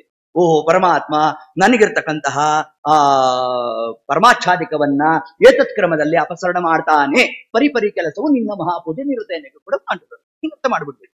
ಆ ಗಂದು ಬಣ್ಣದ ಒಂದು ಹೊಟ್ಟೆ ಏನಿದೆ ಅದನ್ನು ಪರಮಾತ್ಮ ಅಪಸರಣ ಮಾಡಿದಾಗ ಒಳಗಡೆ ಇರ್ತಕ್ಕಂಥ ಬೀಜದ ಬಣ್ಣ ಯಾವುದು? ಶ್ವೇತವರ್ಣ. ಅದೇ ಸಾತ್ವಿಕ ಜೀವರಾಶಿ. ನೋಡಿ ಎಷ್ಟು ತೆಳುವಾದಂತಹ ಒಂದು ಆವರ್ಕ ಇದೆ. ಇಲ್ಲೇ ಪರಮಾತ್ಮ ಇಷ್ಟು ಸೂಕ್ಷ್ಮವಾಗಿ ಮಾಡಿದ್ದಾನೆ ಅಂದ್ರೆ ನಿಮ್ ಜೀವನಿಗೆ ಇನ್ಯ ಹಂಗಿರ್ಬೇಡ ನೋಡ್ರಿ. ಅದನ್ನ ಅಪಸರಣ ಮಾಡ್ಬೇಕಂತೆ. ಅದನ್ನ ಅಪಸರಣ ಮಾಡೋದು ಯಾರ ಅಧೀನ? ಅದು ಭಗವದ್ ಅಧೀನ. ನೋಡಿ, ಅದನ್ನ ಇಲ್ಲಿ ಶ್ರೀಪಾದರಾಜರು ತಿಳಿಸ್ತಾ ಇದ್ದಾರೆ. ನಿನ್ನ ಅಧೀನ ಬಂಧ ಮೋಕ್ಷ ನಿರಯಗಳು. ಸ್ವಾಮಿ, ಎಲ್ಲ ನಿನ್ನ ಅಧೀನ ಅನ್ನೋದು. ಆದ್ದರಿಂದ ನೀನೇ ಏತತ್ ಕಾರ್ಯಾದಿಗಳನ್ನು ಮಾಡಬೇಕು. ಸೃಷ್ಟಿ ಸ್ಥಿತ್ಯಪ್ಯಯೇಹ ನೇತಿ ದೃಶ್ಯತಮೋ ಬಂಧ ಮೋಕ್ಷಾಶ್ಚ. ಯಾವ ಭಾಗವತ ತಾತ್ಪರ್ಯದಲ್ಲಿ ಆಚಾರ ಮಂಗಳ ಶ್ಲೋಕದಲ್ಲಿ ಬಂಧ ಮೋಕ್ಷ ಅನ್ನೋ ಶಬ್ದವನ್ನ ಹಾಕಿದ್ರು, ಯಥಾವತ್ತಾಗಿ ಶ್ರೀಪಾದರಾಜರು ತಮ್ಮ ಈ ಒಂದು ಪದ್ಯದಲ್ಲೂ ಕೂಡ ನಿನ್ನ ಅಧೀನ ಬಂಧ ಮೋಕ್ಷ ನಿರಯಗಳು. ಅದನ್ನ ಅಪಸರಣ ಮಾಡಬೇಕಾದ್ರೆ ಏನ್ ಪರಮಾತ್ಮನ ವ್ಯಾಪಾರ? ಒಂದ್ಸತಿ ನೋಡ್ತಾನಂತೆ ನೋಡ್ರಿ, ಅಷ್ಟೇ. ಈ ಮುದ್ದು ಕೃಷ್ಣನ ಈ ಕ್ಷಣದ ಸುಖವೇ ಸಾಕು ಅಂದ್ರಲ್ಲ. ಈ ಕ್ಷಣ ಅನ್ನೋದು ಕನ್ನಡದ ಈ ಕ್ಷಣ, ಸಂಸ್ಕೃತದ ಈ ಕ್ಷಣ. ಈ ಕ್ಷಣಿ ಅಂದ್ರೇನು? ನೋಡುವುದು ಅಂತ. ನೀನು ಈ ಕ್ಷಣದ ಸುಖವೇ ಸಾಕು, ನೀನ್ ಒಂದ್ಸತಿ ನೋಡ್ಬಿಟ್ರು ಸಾಕು, ನನಗೆ ಮೋಕ್ಷ ಬಂದು ಹೋಗುತ್ತೆ ನೋಡ್ರಿ. ಹಿಂಗದರ ಅರ್ಥ ಅಲ್ಲಿ. ಅಂದ್ರೆ ಎಲ್ಲವೂ ಭಗವದ್ ಅಧೀನ ಅನ್ನೋ ಒಂದು ಅಂಶವನ್ನೇ ಒಟ್ಟಾರೆ ಈ ಒಂದು ಊಗಾಭೋಗವನ್ನ ನಾವು ಸಮಗ್ರವಾಗಿ ಚಿಂತನೆ ಮಾಡಿದಾಗ ನಮ್ಮ ಹೃದಯದಲ್ಲಿ ಯಾವ ಅಂಶ ಚೆನ್ನಾಗಿ ಕೂಡ್ಬೇಕಂತೆ? ಹರಿಸರ್ವೋತ್ತಮ ಅನ್ನೋ ಜ್ಞಾನ ನಮ್ಮಲ್ಲಿ ಕೂಡ್ಬೇಕು. ಆ ಹಂತಕ್ಕೆ ಶ್ರೀಪಾದರಾಜರು ತಾವು ಈ ಪದ್ಯವನ್ನು ಏನು ರಚನೆ ಮಾಡಿದ್ದಾರೆ. ನಿನ್ನ ಅಧೀನ ಯೋಗ್ಯತೆ ಸಾಧನ ಸಾಧ್ಯಗಳೆಲ್ಲ. ಎಂತಹ ಶಾಸ್ತ್ರದ ರಹಸ್ಯ ಭಾಗದ ಅಂಶಗಳನ್ನೆಲ್ಲ ಶ್ರೀಪಾದರಾಜರು ತಾವಿಲ್ಲಿ ಉಲ್ಲೇಖ ಮಾಡ್ತಾ ಇದ್ದಾರೆ. ನಿನ್ನ ಅಧೀನ ಯೋಗ್ಯತೆ ಸಾಧನ ಸಾಧ್ಯಗಳು. ಏನ್ ಈ ಶಬ್ದಾರ್ಥ? ಯೋಗ್ಯತೆ ಅಂದ್ರೆ ಏನು? ಯೋಗ್ಯತೆ ಜೀವರ ಯೋಗ್ಯತೆ, ಅದು ಭಗವದ್ ಅಧೀನ. ಯಾವ ಯೋಗ್ಯತೆ ಬಗ್ಗೆ ಇಲ್ಲಿ ವಿಶೇಷತಃ ಉಲ್ಲೇಖ ಮಾಡ್ತಾ ಇದ್ದಾರೆ? ಮುಂದೆ ಶ್ರೀಪಾದರಾಜರೇ ಹೇಳಿದ್ರು, ನಿನ್ನ ಅಧೀನ ಯೋಗ್ಯತೆ ಸಾಧನ. ನನ್ನ ಸಾಧನೆಯ ಯೋಗ್ಯತೆ ಏನಿದೆ ಅದು ಭಗವದ್ ಅಧೀನ ಅಂತ. ಇದು ನಮಗೆ ನಿಮಗೆ ಮಾತ್ರ ಅಲ್ಲ, ದೇವತೆಗಳು ಕೂಡ ಇದಕ್ಕೆ ಒಳಪಟ್ಟಿದ್ದಾರೆ. ಅರ್ಥಾತ್ ಯಾವುದೇ ಜೀವ ತನ್ನ ಯೋಗ್ಯತೆಯನ್ನ ಮೀರಿದಂತಹ ಪುಣ್ಯವನ್ನ ಸಂಪಾದನೆ ಮಾಡ್ಲಿಕ್ಕಿಲ್ಲ. ಮಾಡಿದ್ರೆ ಏನ್ ಬಾಧಕ? ನಾ ಮಾಡ್ತೀವಿ. ಬ್ಯಾಂಕಲ್ಲಿ ಎಕ್ಸ್ಟ್ರಾ ದುಡ್ಡಿದ್ರೆ ನಮ್ಗೇನಾದ್ರು ಬಾಧಕನಾ? ಇನ್ನು ಆನಂದನೇ. ಅದೇ ತರ ಪುಣ್ಯ ಇರ್ಲಿ ಬಿಡ್ರಿ ಅಂತಂದ್ರೆ ಅದಕ್ಕೆ ಪರಮಾತ್ಮ ಅಂದ ಮೋಕ್ಷ ವಿಳಂಬ ಆಗೋಗುತ್ತೆ ಎಂದ. ನಮ್ಮ ಯೋಗ್ಯತೆಯನ್ನ ಮೀರಿದಂತಹ ಪುಣ್ಯವನ್ನ ನಾವೇನಾರ ಸಂಪಾದನೆ ಮಾಡಿದ್ದೇವೆ ಅಂತಂದ್ರೆ ಅದಕ್ಕೇನು ಪುನಃ ಅನೇಕ ಜನ್ಮಗಳನ್ನ ಎತ್ತಬೇಕಂತೆ ನಾವು, ಅದನ್ನೆಲ್ಲ ತೀರಿಸ್ಕೋಬೇಕು ನೋಡ್ರಿ, ಹಿಂಗೆಲ್ಲ ಪ್ರಕರಣಾದಿಗಳು. ಅದರಿಂದ ಪರಮಾತ್ಮ ಏನ್ ಮಾಡ್ತಾನಂತೆ, ಜೀವರ ಯೋಗ್ಯತೆ ಅರ್ಥಾತ್ ಬ್ರಹ್ಮದೇವರು ಮಾಡಿರ್ತಕ್ಕಂತಹ ಸಾಧನೆ ನೀವು ಯಾರು ಮಾಡ್ಲಿಕ್ಕೆ ಆತ ಅದನ್ನ ಹೇಳಲಿಕ್ಕೆ ಬರೋಲ್ಲ ನಮ್ಗೆ ಬ್ರಹ್ಮದೇವರ ಸಾಧನೆ. ಆದ್ರೂ ಅವರ ಸಾಧನೆ ಪೂರ್ಣ ಆಯ್ತೋ ಅವ್ರಿಗೆ ಮೋಕ್ಷ. ಇನ್ನು ಅದರಂತೆ ಗರುಡಶೇಷ ರುದ್ರಾದಿಗಳು ಅವರ ಯೋಗ್ಯತಾನುಸಾರ ಅವರು ಸಾಧನೆ ಮಾಡಬೇಕು, ಅಷ್ಟೇ ಒಂದು ಪುಣ್ಯದಿಂದ ಅವರು ಮೋಕ್ಷಕ್ಕೆ ಹೋಗ್ಬೇಕು. ಇನ್ನು ಜೀವರಾದ ನಾವು ನಮ್ಮ ಯೋಗ್ಯತಾನುಸಾರ ನಾವು ಸಾಧನೆಯನ್ನ ಮಾಡಬೇಕು. ಇದು ಹೇಗೆ ಅಂತಂದ್ರೆ ದೊಡ್ಡ ಕೊಳದ ಪ್ಲೇ ಇದೆ, ಅದಲ್ಲಿ ನೀರನ್ನು ತುಂಬಿ ಏನಂತೀರಿ, ನೀರು ತುಂಬಿದೆ ಅಂತೀರಿ. ಒಂದು ವಾಟಕ ಒಂದು ಲೋಟವನ್ನು ತಗೊಳ್ಳಿ, ಅದಲ್ಲಿ ನೀರನ್ನು ತುಂಬಿ ಏನಂತೀರಿ, ತುಂಬಿದೆ. ಒಂದು ಉದ್ದರಣೆ ತಗೊಳ್ಳಿ, ಅದಲ್ಲಿ ನೀರನ್ನು ತುಂಬಿಸಿ ಏನಂದ್ರಿ, ತುಂಬಿದೆ ಅಂದ್ರಿ. ತುಂಬಿದೆ ಅನ್ನೋ ಶಬ್ದ ಮೂರು ಕಡೆಯಲ್ಲೂ ಬಂತು, ಪ್ರಮಾಣದಲ್ಲಿ ವ್ಯತ್ಯಾಸ. ತುಂಬಿದೆ ಅನ್ನೋ ಶಬ್ದ ಮಾತ್ರ ಸಾಮಾನ್ಯ. ಇದೇ ಮೋಕ್ಷ ಪರಮಾತ್ಮ ಕೊಡಬೇಕಾದ್ರೆ ಇದನ್ನ ನೋಡಿ ಕೊಡ್ತಾನಂತೆ. ನಾವು ಬ್ರಹ್ಮದೇವರೋ ಅಥವಾ ಸ್ವಾಮಿಗಳೋ ಯಾರು ಮಾಡಿರ್ತಕ್ಕಂಥ ಸಾಧನೆ ನಮ್ಮಿಂದ ಎಲ್ರಿ ಆಗತ್ತೆ, ನಮಗೆ ದೇವ್ರು ಅನುಗ್ರಹ ಮಾಡ್ತಾನೋ ಇಲ್ವೋ ಅಂತ ಹಿಂಗ ಅರ್ಥ ಮಾಡ್ಬೇಡ್ರಿ ಅಂತ. ಅವರವರ ಯೋಗ್ಯತಾನುಸಾರ ಅವರ ಸಾಧನೆಯನ್ನು ಪರಮಾತ್ಮ ತಾನು ಪೂರ್ಣ ಮಾಡಿಸ್ತಾ ಅಂತಂದ್ರೆ ಅವ್ರಿಗೆ ಮೋಕ್ಷ ಕೊಟ್ಬಿಡ್ತಾನೆ. ಅದಕ್ಕಾಗಿ ರಾಮಾವತಾರದ ನಮ್ಮ ದೇವರು ಏನ್ ಮಾಡ್ದ, ರಾಮಸೇತು ನಿರ್ಮಾಣ ಆಗಬೇಕಾದ್ರೆ ಕಪಿಗಳೆಲ್ಲ ದೊಡ್ಡ ದೊಡ್ಡ ಬಂಡೆಗಳನ್ನು ತಗೊಂಡೋಗಿ ಹಾಕ್ತಾ ಇದ್ರು. ಅಳಿಲು ನೋಡ್ತಂತೆ, ಅದಕ್ಕೂ ಅಪೇಕ್ಷೆ ಆಯ್ತಂತೆ, ನಾನು ರಾಮದೇವರ ಸೇವೆ ಮಾಡ್ಬೇಕಲ್ಲ ಅಂತ ಒಂದೊಂದೇ ಮಣ್ಣಿನ ಕಣ ತಗೊಂಡು ಹಾಕ್ತಾ ಇದ್ರು. ಮೊದಲಿಗೆ ರಾಮದೇವರು ನೋಡಿದ್ದೆ ಅಳಿಲನ್ನು, ಭಾರಿ ಅನುಗ್ರಹ ಮಾಡಿದ್ರು ರಾಮದೇವರು. ಎಷ್ಟು ಅನುಗ್ರಹ ಅಂದ್ರೆ ತ್ರೇತಾಯುಗದಲ್ಲಾಗಿದ್ದು ಕಲಿಯುಗ ಬಂದ್ರೂ ಕೂಡ ಅಳಿಲಿನ ಹೆಸರು ನಿಮ್ ಬಾಯಿಂದ ಅಳಿಯದಂತೆ ರಾಮದೇವರು ಅನುಗ್ರಹ ಮಾಡ್ಬಿಟ್ರಂತೆ. ಏನು ಕ್ರಮ, ನೀವೇನೋ ಭಾರಿ ಸೇವೆ ಮಾಡಿದ್ರಿ, ನಾವೊಂದು ಭಾರಿ ಸೇವೆ ಆಯ್ತಪ್ಪ ನಿಮ್ಮದು. ಅಯ್ಯೋ ನಮ್ದೇನ ಆಚಾರ್ಯ, ಅಳಿಲು ಸೇವೆ ನೋಡ್ರಿ, ನಮ್ ಬಾಯಿಂದ ಶಬ್ದ ಬಂತು. ಎಲ್ಲಿ ದೇವರ ಸೇವೆ ಆಗುತ್ತೋ ಅಲ್ಲಿ ಅಳಿಲಿನ ಹೆಸರು ಬರುವಂತೆ ಮಾಡ್ಬಿಟ್ಟ ನಮ್ಗೆ. ಅಂತಂದ್ರೆ ಅವರ ಯೋಗ್ಯತೆ ಏನಿದೆ ಅದಕ್ಕೆ ಅನುಗುಣವಾಗಿ ಪರಮಾತ್ಮ ತಾನು ಫಲವನ್ನು ಕೊಟ್ಟು ಮೋಕ್ಷಾದಿಗಳನ್ನು ಕೊಡ್ತಾನೆ. ನಮ್ಮ ಯೋಗ್ಯತೆ ಮೀರಿದ ಪುಣ್ಯವನ್ನು ಮಾಡ್ತು ಅಂತಂದ್ರೆ ಅದನ್ನು ಪರಮಾತ್ಮ ಹ್ರಾಸ ಮಾಡ್ತಾನೆ. ಇದಕ್ಕಾಗಿ ಭಾಗವತ ನೋಡ್ರಿ, ಭಾಗವತ ವಿಷಯವನ್ನ ಇಲ್ಲಿ ಶ್ರೀಪಾದರಾಜರು ತಾವು ಉಲ್ಲೇಖ ಮಾಡ್ತಾ ಇದ್ದಾರೆ. ನಿನ್ನಾಧೀನ ಯೋಗ್ಯತೆ ಸಾಧನ ಸಾಧ್ಯಗಳೆಲ್ಲ ಅನ್ನೋ ಶಬ್ದಾರ್ಥದ ಆಂತರ್ಯ ಜೀವರ ಸಾಧನೆ ಆ ಜೀವನ ಯೋಗ್ಯತೆಗೆ ಅನುಗುಣವಾಗಿ ಆತ ಮಾಡಿರ್ಬೇಕು. ಅದನ್ನ ಹೊರತುಪಡಿಸಿ ಅದಕ್ಕಿಂತ ಅಧಿಕವಾದ ಪುಣ್ಯವನ್ನ ನಾವೇನಾದ್ರೂ ಸಂಪಾದನೆ ಮಾಡ್ತು ಅಂತಂದ್ರೆ ಪರಮಾತ್ಮ ಅದನ್ನು ಹ್ರಾಸ ಮಾಡ್ತಾನೆ. ಆ ಹ್ರಾಸ ಮಾಡ್ತಕ್ಕಂತಹ ರೂಪಕ್ಕೆ ಏನಂತ ಹೆಸರು, ಏಧಮಾನ ದ್ವಿಟು ಅಂತ ದೇವರಿಗೆ ಹೆಸರು. ಏಧಮಾನ ದ್ವಿಟನಾಗಿ ಪರಮಾತ್ಮ ಬಂದು ನಮ್ಮ ಅಧಿಕವಾದ ಪುಣ್ಯವನ್ನ ತಾನು ತೆಗೆದು ಬಿಡ್ತಾನೆ. ಇದಕ್ಕೆ ನಮಗೆ ದೃಷ್ಟಾಂತ ಬೇಕಲ್ಲ, ತಲೆ ಕೂಡ ಅರ್ಥ ಆಗೋಲ್ಲ. ಇಲ್ಲ, ಕೃಷ್ಣ ಎಲ್ರ ಮನೆಗೂ ಬೆಣ್ಣೆ ತಿನ್ನಕ್ ಹೋಗ್ತಿದ್ದ. ಸುಮ್ನೆ ಗಂಭೀರವಾಗಿ ಬೆಣ್ಣೆ ತಿನ್ಕೊಂಡು ಬರಬೇಕೋ ಬೇಡವೋ, ಬೆಣ್ಣೆ ತಿನ್ನೋನು, ಮಡಕೆ ಒಡೆಯೋನು. ಈ ಮಡಕೆ ಒಡೆಯೋದು ಎಲ್ರ ಮನೇಲೂ ಕಾಮನ್ ಆಗಿ ಮಾಡ್ಕೊಂಡ್ ಬಂದ್ಬಿಟ್ರೆ ದುಃಖ ಇರಲ್ಲ. ನಿಮ್ಮ ಮನೇಲೂ ಮಡಕೆ ಒಡೆದ್ನಾ, ನಮ್ಮ ಮನೇಲಿ ಒಡೆದ ಅಂತ ಅನ್ಕೋ. ಅವ್ರ ಮನೇಲಿ ಒಡಿಲಿಲ್ಲ, ನಮ್ಮ ಮನೇಲಿ ಮಾತ್ರ ಒಡೆದ್ಬಿಟ್ಟ, ದುಃಖ ಜಾಸ್ತಿ ಅಂತ. ಈಗ ಪಕ್ಕದ ಮನೆ ಹುಡುಗನೂ ಫೇಲ್ ಆಗಿ ನಮ್ಮನೆ ಹುಡುಗನೂ ಫೇಲ್ ಆಗ್ಬಿಟ್ರೆ ಅವನು ಫೇಲ್ ಅಂತೆ, ನೆಮ್ಮದಿ ನಮಗೊಂದು. ಅವನು ಫಸ್ಟ್ ಕ್ಲಾಸ್ ಬಂದ್ಬಿಡೋದು, ನಮ್ಮ ಹುಡುಗ ಫೇಲ್ ಆಗ್ಬಿಟ್ಟಿರೋದು, ಭಾರೀ ದುಃಖ. ನೋಡಿ ಹಿಂಗ್ ಮಾಡ್ಬಿಟ್ಟ ಕೃಷ್ಣ. ಒಬ್ಬರ ಮನೆಯಲ್ಲಿ ಮಡಕೆ ಒಡೆದ, ಇನ್ನೊಬ್ಬರ ಮನೇಲಿ ಮಡಕೆ ಒಡಿಲಿಲ್ಲ. ಯಾಕೆ ಅಂತಂದ್ರೆ ಶಾಸ್ತ್ರಕಾರ ತಿಳಿಸ್ತಾರೆ, ಆ ಗೋಪಿಕಾ ಸ್ತ್ರೀಯರಿಗೆ ಅವರ ಯೋಗ್ಯತೆ ಮೀರಿದ ಪುಣ್ಯ ಅವರಿಗೆ ಪ್ರಾಪ್ತಿಯಾಗೋಗುತ್ತೆ. ಸಾಕ್ಷಾತ್ ಕೃಷ್ಣ ಬರುವುದು, ತಾನೇ ಬಂದು ಬೆಣ್ಣೆ ತಿನ್ನೋದು, ಅದನ್ನ ಇವ್ರ ಕಣ್ಣಿಂದ ನೋಡ್ತಾ ಇರೋದು. ಆ ಕೃಷ್ಣನ ಅಚಿಂತ್ಯ ವ್ಯಾಪಾರಾದಿಗಳನ್ನ ಕೆಲವೊಂದು ಬಾರಿ ವಿನೋದಕ್ಕಾಗಿ ಎಲ್ಲೋ ಅಟ್ಟದ ಮೇಲೆ ಇಟ್ಟಿರೋರು, ಕತ್ಲು ಮಾಡ್ಬಿಟ್ಟಿರೋರಂತೆ. ಇಷ್ಟೆಲ್ಲ ಮಾಡಿದ್ರು ಕೃಷ್ಣ ಅಂದ, ನನ್ನ ಕಣ್ಣಿನಿಂದಲೇ ಸೂರ್ಯಚಂದ್ರರು ಬಂದಿದ್ದು, ನನಗೆ ಯಾವ ಕತ್ಲು ಅಂದ ನಮ್ ಸ್ವಾಮಿ. ಹಂಗೆ ಬಂದ, ನೋಡ್ದ, ತಾನೆ ಕೈ ತಗೊಂಡ, ತಿಂತಿದ್ದ, ಅದನ್ನ ಬಾಯಿಗಲ್ಲೇ ಮೆತ್ಕೊಂಡ್ಬಿಟ್ಟ, ಆನಂದ ಪಡ್ತಾ ಇದ್ರು. ಅವರ ಯೋಗ್ಯತೆ ಮೀರಿದ ಪುಣ್ಯ ಬಂದು ನಮ್ ದೇವರಂದ, ಬೇಡ ಹಿಂಗ್ ಬೇಡ ಅಂತ ಏನ ಮಾಡ್ದ, ಅವ್ರ ಮುಂದೆನೆ ಮಡಕೆ ಹೊಡೆದ್ರು. ಕೋಪ ಬಂದ್ಬಿಡ್ತವ್ರು. ಕೃಷ್ಣ ನಿನ್ ಬಡಿತೇನ್ ನೋಡು ಅಂತಂದ್ರು. ನನಗ್ ಹೊಡಿತೀರಾ, ನಿನ್ ಪುಣ್ಯ ತೆಗೆದು ಹೋಗಿ ಅಂತ. ಹಾಗಾದ್ರೆ ಇದನ್ನೇ ನಿನ್ನ ಅಧೀನ, ಯೋಗ್ಯತೆ, ಸಾಧನ, ಸಾಧ್ಯಗಳೆಲ್ಲ.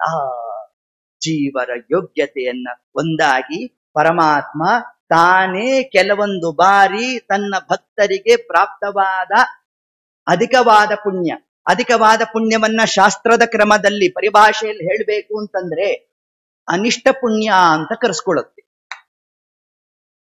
ಕೇವಲ ಇಷ್ಟ ಪುಣ್ಯದಿಂದ ಮಾತ್ರ ಮೋಕ್ಷಕ್ಕೆ ಹೋಗಬೇಕು, ಅನಿಷ್ಟ ಪುಣ್ಯ ತಗೊಂಡು ಮೋಕ್ಷಕ್ಕೆ ಹೋಗ್ಲಿಕ್ಕೆ ಇಲ್ಲ. ಹಾಗಾದ್ರೆ ಈ ಅನಿಷ್ಟ ಪುಣ್ಯವನ್ನ ಸ್ವಯಂ ಪರಮಾತ್ಮ ತಾನೇ ಬಂದು ಏಧಮಾನದ್ ಬಿಟ್ಟನಾಗಿ ನಿರಸನ ಮಾಡ್ಬಿಡ್ತಾನೆ. ಇಲ್ಲ, ತನ್ನ ಇನ್ನೊಬ್ಬ ಭಕ್ತನ ದ್ವಾರ ಮತ್ತೊಬ್ಬ ಭಕ್ತನ ಅಧಿಕವಾದ ಪುಣ್ಯವನ್ನ ಪರಮಾತ್ಮ ಹ್ರಾಸ ಮಾಡಿಸ್ತಾನೆ. ಇದಕ್ಕೆ ದೃಷ್ಟಾಂತ ಯಾವುದು ಅಂತಂದ್ರೆ ಅಹಲ್ಯಾದೇವಿಯ ಒಂದು ಶಾಪದ ವೃತ್ತಾಂತ. ಇಂದ್ರದೇವರು ಅಹಲ್ಯಾದೇವಿಯನ್ನ ಗಮನ ಮಾಡ್ಲಿಕ್ಕಾಗಿ ಬಂದಿದ್ದಾರೆ ಅಂತ ಅರ್ಥ ಮಾಡಬೇಡ್ರಿ ಎಂದ್ರು. ದೇವತೆಗಳಲ್ಲಿ ಸರ್ವಥಾ ದೋಷದ ಚಿಂತನೆಯನ್ನ ಮಾಡಬಾರದು. ಅವರಲ್ಲಿ ಯಾವುದೇ ಅಕಾರ್ಯದಂತೆ ತೋರಿದರೂ ಅದು ಭಗವದ್ ಆಜ್ಞಾನುಸಾರ ತಾವು ಮಾಡಿದ್ದಾರೆ ಅಂತ ಅಷ್ಟೇ ನಾವು ಅರ್ಥ ಮಾಡಬೇಕು. ಕೆಲಸ ಒಂದೇ ಆದರೂ ಶಬ್ದಗಳ ಪ್ರಯೋಗದಲ್ಲಿ ವ್ಯತ್ಯಾಸ. ಈ ಒಂದು ಕ್ರಮದಲ್ಲಿ ಇಂದ್ರದೇವರು ಅಹಲ್ಯಾದೇವಿನ ಗಮನ ಮಾಡಬೇಕು ಅನ್ನೋದೇ ಅವರ ಅಪೇಕ್ಷೆ ಆಗಿತ್ತು ಅಂತಂದ್ರೆ ತಾವು ಗೌತಮರ ವೇಷಧಾರಿಗಳಾಗಿ ಬಂದ್ರು, ಅಹಲ್ಯಾದೇವಿಯರ ಗಮನವನ್ನು ಮಾಡಿದ್ರು. ತರುವಾಯ ಅಹಲ್ಯಾದೇವರು ತಿಳಿಸಿದ್ರು, ಸ್ವಾಮಿ ನೀವು ಹೊರಡ್ರಿ ಅಂತಂದ್ರು. ಇಂದ್ರದೇವರು ತಾವು ಹೊರಡ್ಲಿಲ್ಲ, ಗೌತಮರು ಬರೋ ತನಕ ಕಾಯ್ತಾ ಇದ್ರು. ಹಿಂಗ್ಯಾಕೆ ಮಾಡಿದ್ರು? ಅಹಲ್ಯಾದೇವರು ಗಮನ ಮಾಡೋದೇ ಅವ್ರ ಉದ್ದೇಶ ಆಗಿದ್ರೆ ತತ್ಕಾರ್ಯ ಪೂರ್ಣ ಆಗ್ತಾ ಇದ್ದಂಗೆ ತಾವು ಅಲ್ಲಿಂದ ಹೊರಡ್ಬೇಕಾಗಿತ್ತು. ಹಂಗ್ ಮಾಡ್ಲಿಲ್ಲ. ಇಲ್ಲ, ಮೂಲ ರೂಪವನ್ನಾದ್ರೂ ಧಾರಣೆ ಮಾಡ್ಬೇಕಾಗಿತ್ತು, ಹಂಗೂ ಮಾಡ್ಲಿಲ್ಲ. ಗೌತಮರ ರೂಪದಲ್ಲೇ ತಾವಲ್ಲಿದ್ರಂತೆ. ಇದ್ದುದರ ಆಂತರ್ಯ ಏನು ಅಂತಂದ್ರೆ ಆ ಗೌತಮರು ಬರಬೇಕು, ಬಂದಾಗ ಅವ್ರಿಗೆ ಸಂಶಯ ಉತ್ಪನ್ನ ಆಗಬೇಕು, ಅವರು ಶಾಪವನ್ನು ಕೊಡಬೇಕು. ಶಾಪ ಕೊಟ್ಟಾಗ ಸೋತ್ತಮರಿಗೆ, ಗೌತಮರು ಎಷ್ಟನೇ ಕಕ್ಷ? 16ನೇ ಕಕ್ಷ, ಇಂದ್ರದೇವರು 8ನೇ ಕಕ್ಷ. ಅವರು ದೊಡ್ಡವರಿಗೆ ಚಿಕ್ಕವರು ಶಾಪ ಕೊಟ್ಟಾಗ ಅವರಿಗೆ ಇದ್ದಂತಹ ಅಧಿಕವಾದ ಪುಣ್ಯ ಹ್ರಾಸವಾಯಿತು. ಹಾಗಾದ್ರೆ ಅವರಲ್ಲಿರ್ತಕ್ಕಂತಹ ಪುಣ್ಯವನ್ನ ತೆಗಲಿಕ್ಕಾಗಿ ಇಂದ್ರದೇವರು ಈ ಕಾರ್ಯವನ್ನು ಮಾಡಿದ್ದಾರೆ ಅಂತ ನಾವು ಅರ್ಥ ಮಾಡಬೇಕೇ ಹೊರತಾಗಿ ಸರ್ವಥಾ ಇಂದ್ರದೇವರಲ್ಲಿ ದೋಷಾದಿಗಳ ಚಿಂತನೆ ಮಾಡ್ಲಿಕ್ಕಿಲ್ಲ. ಅಂಶವನ್ನ ನಮಗೆ ತಿಳಿಸಿದ್ದಾರೆ. ಹೀಗೆ ಒಂದು ಕ್ರಮದಿಂದಾಗಿ ನಾವು ನಿನ್ನ ಅಧೀನ, ಯೋಗ್ಯತೆ, ಸಾಧನ, ಸಾಧ್ಯಗಳೆಲ್ಲ ಅಂತ ಶ್ರೀಪಾದರಾಜರು ಏನ್ ತಿಳಿಸಿದ್ದಾರೆ. ಜೀವರ ಯೋಗ್ಯತೆಯನ್ನ ಆಚಾರ್ಯ ಮಧ್ವರು ಇದನ್ನೇ ತಿಳಿಸಿದ್ದಾರೆ. ನಮ್ಗೆ ಗುರು ಭುಂಕ್ಷ್ವಚ ಕರ್ಮ ನಿಜಂ ನಿಯತಂ. ನಮ್ಮ ಕರ್ಮಾನುಷ್ಠಾನವನ್ನ ವರ್ಣಾಶ್ರಮಕ್ಕೆ ಉಚಿತವಾಗೇ ನಾವು ಅದನ್ನು ಮಾಡಿರ್ಬೇಕು. ಅದಕ್ಕೆ ವ್ಯತಿರಿಕ್ತವಾಗಿ ಸರ್ವಥಾ ನಾವು ಮಾಡಬಾರದು ಅನ್ನೋ ಒಂದು ಅಂಶವನ್ನ ಏನ್ ತಿಳಿಸಿದ್ದಾರೆ. ಇವೆಲ್ಲವೂ ಕೂಡ ಭಗವದ್ ಅಧೀನ ಅನ್ನೋ ಒಂದು ಅಂಶವನ್ನೇ ಶ್ರೀಪಾದರಾಜರು ತಾವೆಲ್ಲ ತಿಳಿಸ್ತಾ, ನಿನ್ನ ಅಧೀನ ಸುಕೃತ ದುಷ್ಕೃತ ಫಲಗಳು, ನಮಗೆ ಬರ್ತಕ್ಕಂತಹ ಸುಕೃತ ಫಲಗಳು ದುಷ್ಕೃತ ಫಲಗಳು ಎಲ್ಲವೂ ಪರಮಾತ್ಮನ ಅಧೀನ. ಇವತ್ತೇನೋ ತಪ್ಪು ಮಾಡಿದ್ದೇವೆ ಅಂತಾನೆ ಇಟ್ಕೊಳ್ಳೋಣ, ಅದಕ್ಕೆ ಪರಮಾತ್ಮ ಶಿಕ್ಷೆನೆ ಕೊಡಬೇಕು ಅಂತೇನಿಲ್ಲ, ಅನುಗ್ರಹವನ್ನು ಮಾಡಬಹುದು. ಶಾಪ ಅನುಗ್ರಹ ಶಕ್ತೋನ್ಯ.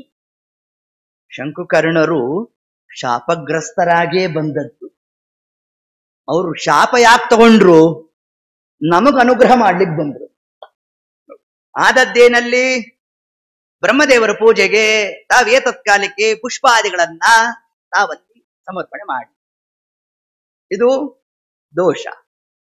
ದೋಷ ಮಾಡಿದ್ರೂ ಕೂಡ ಪರಮಾತ್ಮ ಏನ್ ಮಾಡ್ದ? ಅದನ್ನ ಗುಣತ್ವೇನ ಅನುಗ್ರಹ ಮಾಡ್ಬಿಟ್ನಂತೆ ನಮ್ಮ ಸ್ವಾಮಿ. ಮಾಡಿರೋದು ದೋಷವೇ, ಆದ್ರೆ ಅದನ್ನು ಪುಣ್ಯ ಪ್ರಕಾರವಾಗಿ ಪರಮಾತ್ಮ ತಾನನ್ನು ಸ್ವೀಕಾರ ಮಾಡ್ತಾನೆ. ಯಾರಿಗೆ ಅಂತಂದ್ರೆ, ಯಾರು ಪರಮಾತ್ಮನ ನಾಮಸ್ಮರಣೆಯನ್ನ ಮಾಡ್ತಾ ಇರ್ತಾರೋ ಅಂತವರು ಪಾಪಕೃತ್ಯವನ್ನು ಎಸಗಿದ್ರೂ ಕೂಡ ಪರಮಾತ್ಮ ಅದನ್ನ ತಾನು ಕ್ಷಮ ಮಾಡ್ತಾನೆ. ಸ್ಮರಿಸುವವರ ಅಪರಾಧಗಳ ತಾ ಸ್ಮರಿಸ. ಇದನ್ನೇ ಜಗನ್ನಾಥದಾಸರು ತಿಳಿಸಿದ್ದಾರೆ. ತಪ್ಪುಗಳೆಲ್ಲ ಪರಿಹರಿಸುವ ನಮ್ಮ ಅಪ್ಪನಲ್ಲವೇ ನೀನು, ಒಪ್ಪಿದ ಬಳಿಕ ಅವಗುಣವೆಣ್ಣಿಸದೆ ತಿಮ್ಮಪ್ಪ ಸಲಹೋ ನೀನು. ಇಲ್ರಿ, ನಾವೇ ತಪ್ಪಿಪ್ ಏನ್ ಮಾಡಲ್ಲಪ್ಪ ಅಂತಂದ್ರೆ, ಪುರಂದರದಾಸರಂದ್ರು ಒಂದ್ ದೊಡ್ಡ ಪಟ್ಟಿ ಕೊಡ್ತೀನಪ್ಪ, ನಿಮ್ದು ಯಾವ್ದ್ಯಾವ್ದಿದೆ ಸ್ವಲ್ಪ ಟಿಕ್ ಮಾಡ್ಕೊಂಡ್ ಬನ್ನಿ ಅಂದ್ರು. ನಾವು ಕೊನೆಗೆ ಸೆಲೆಕ್ಟ್ ಆಲ್ ಕೊಡ್ಬೇಕು, ಎಲ್ಲ ಸೇರಿರುತ್ತೆ. ಅದು ಮೊದಲಿಗೆ ಎಲ್ಲಿಂದ ಪ್ರಾರಂಭ?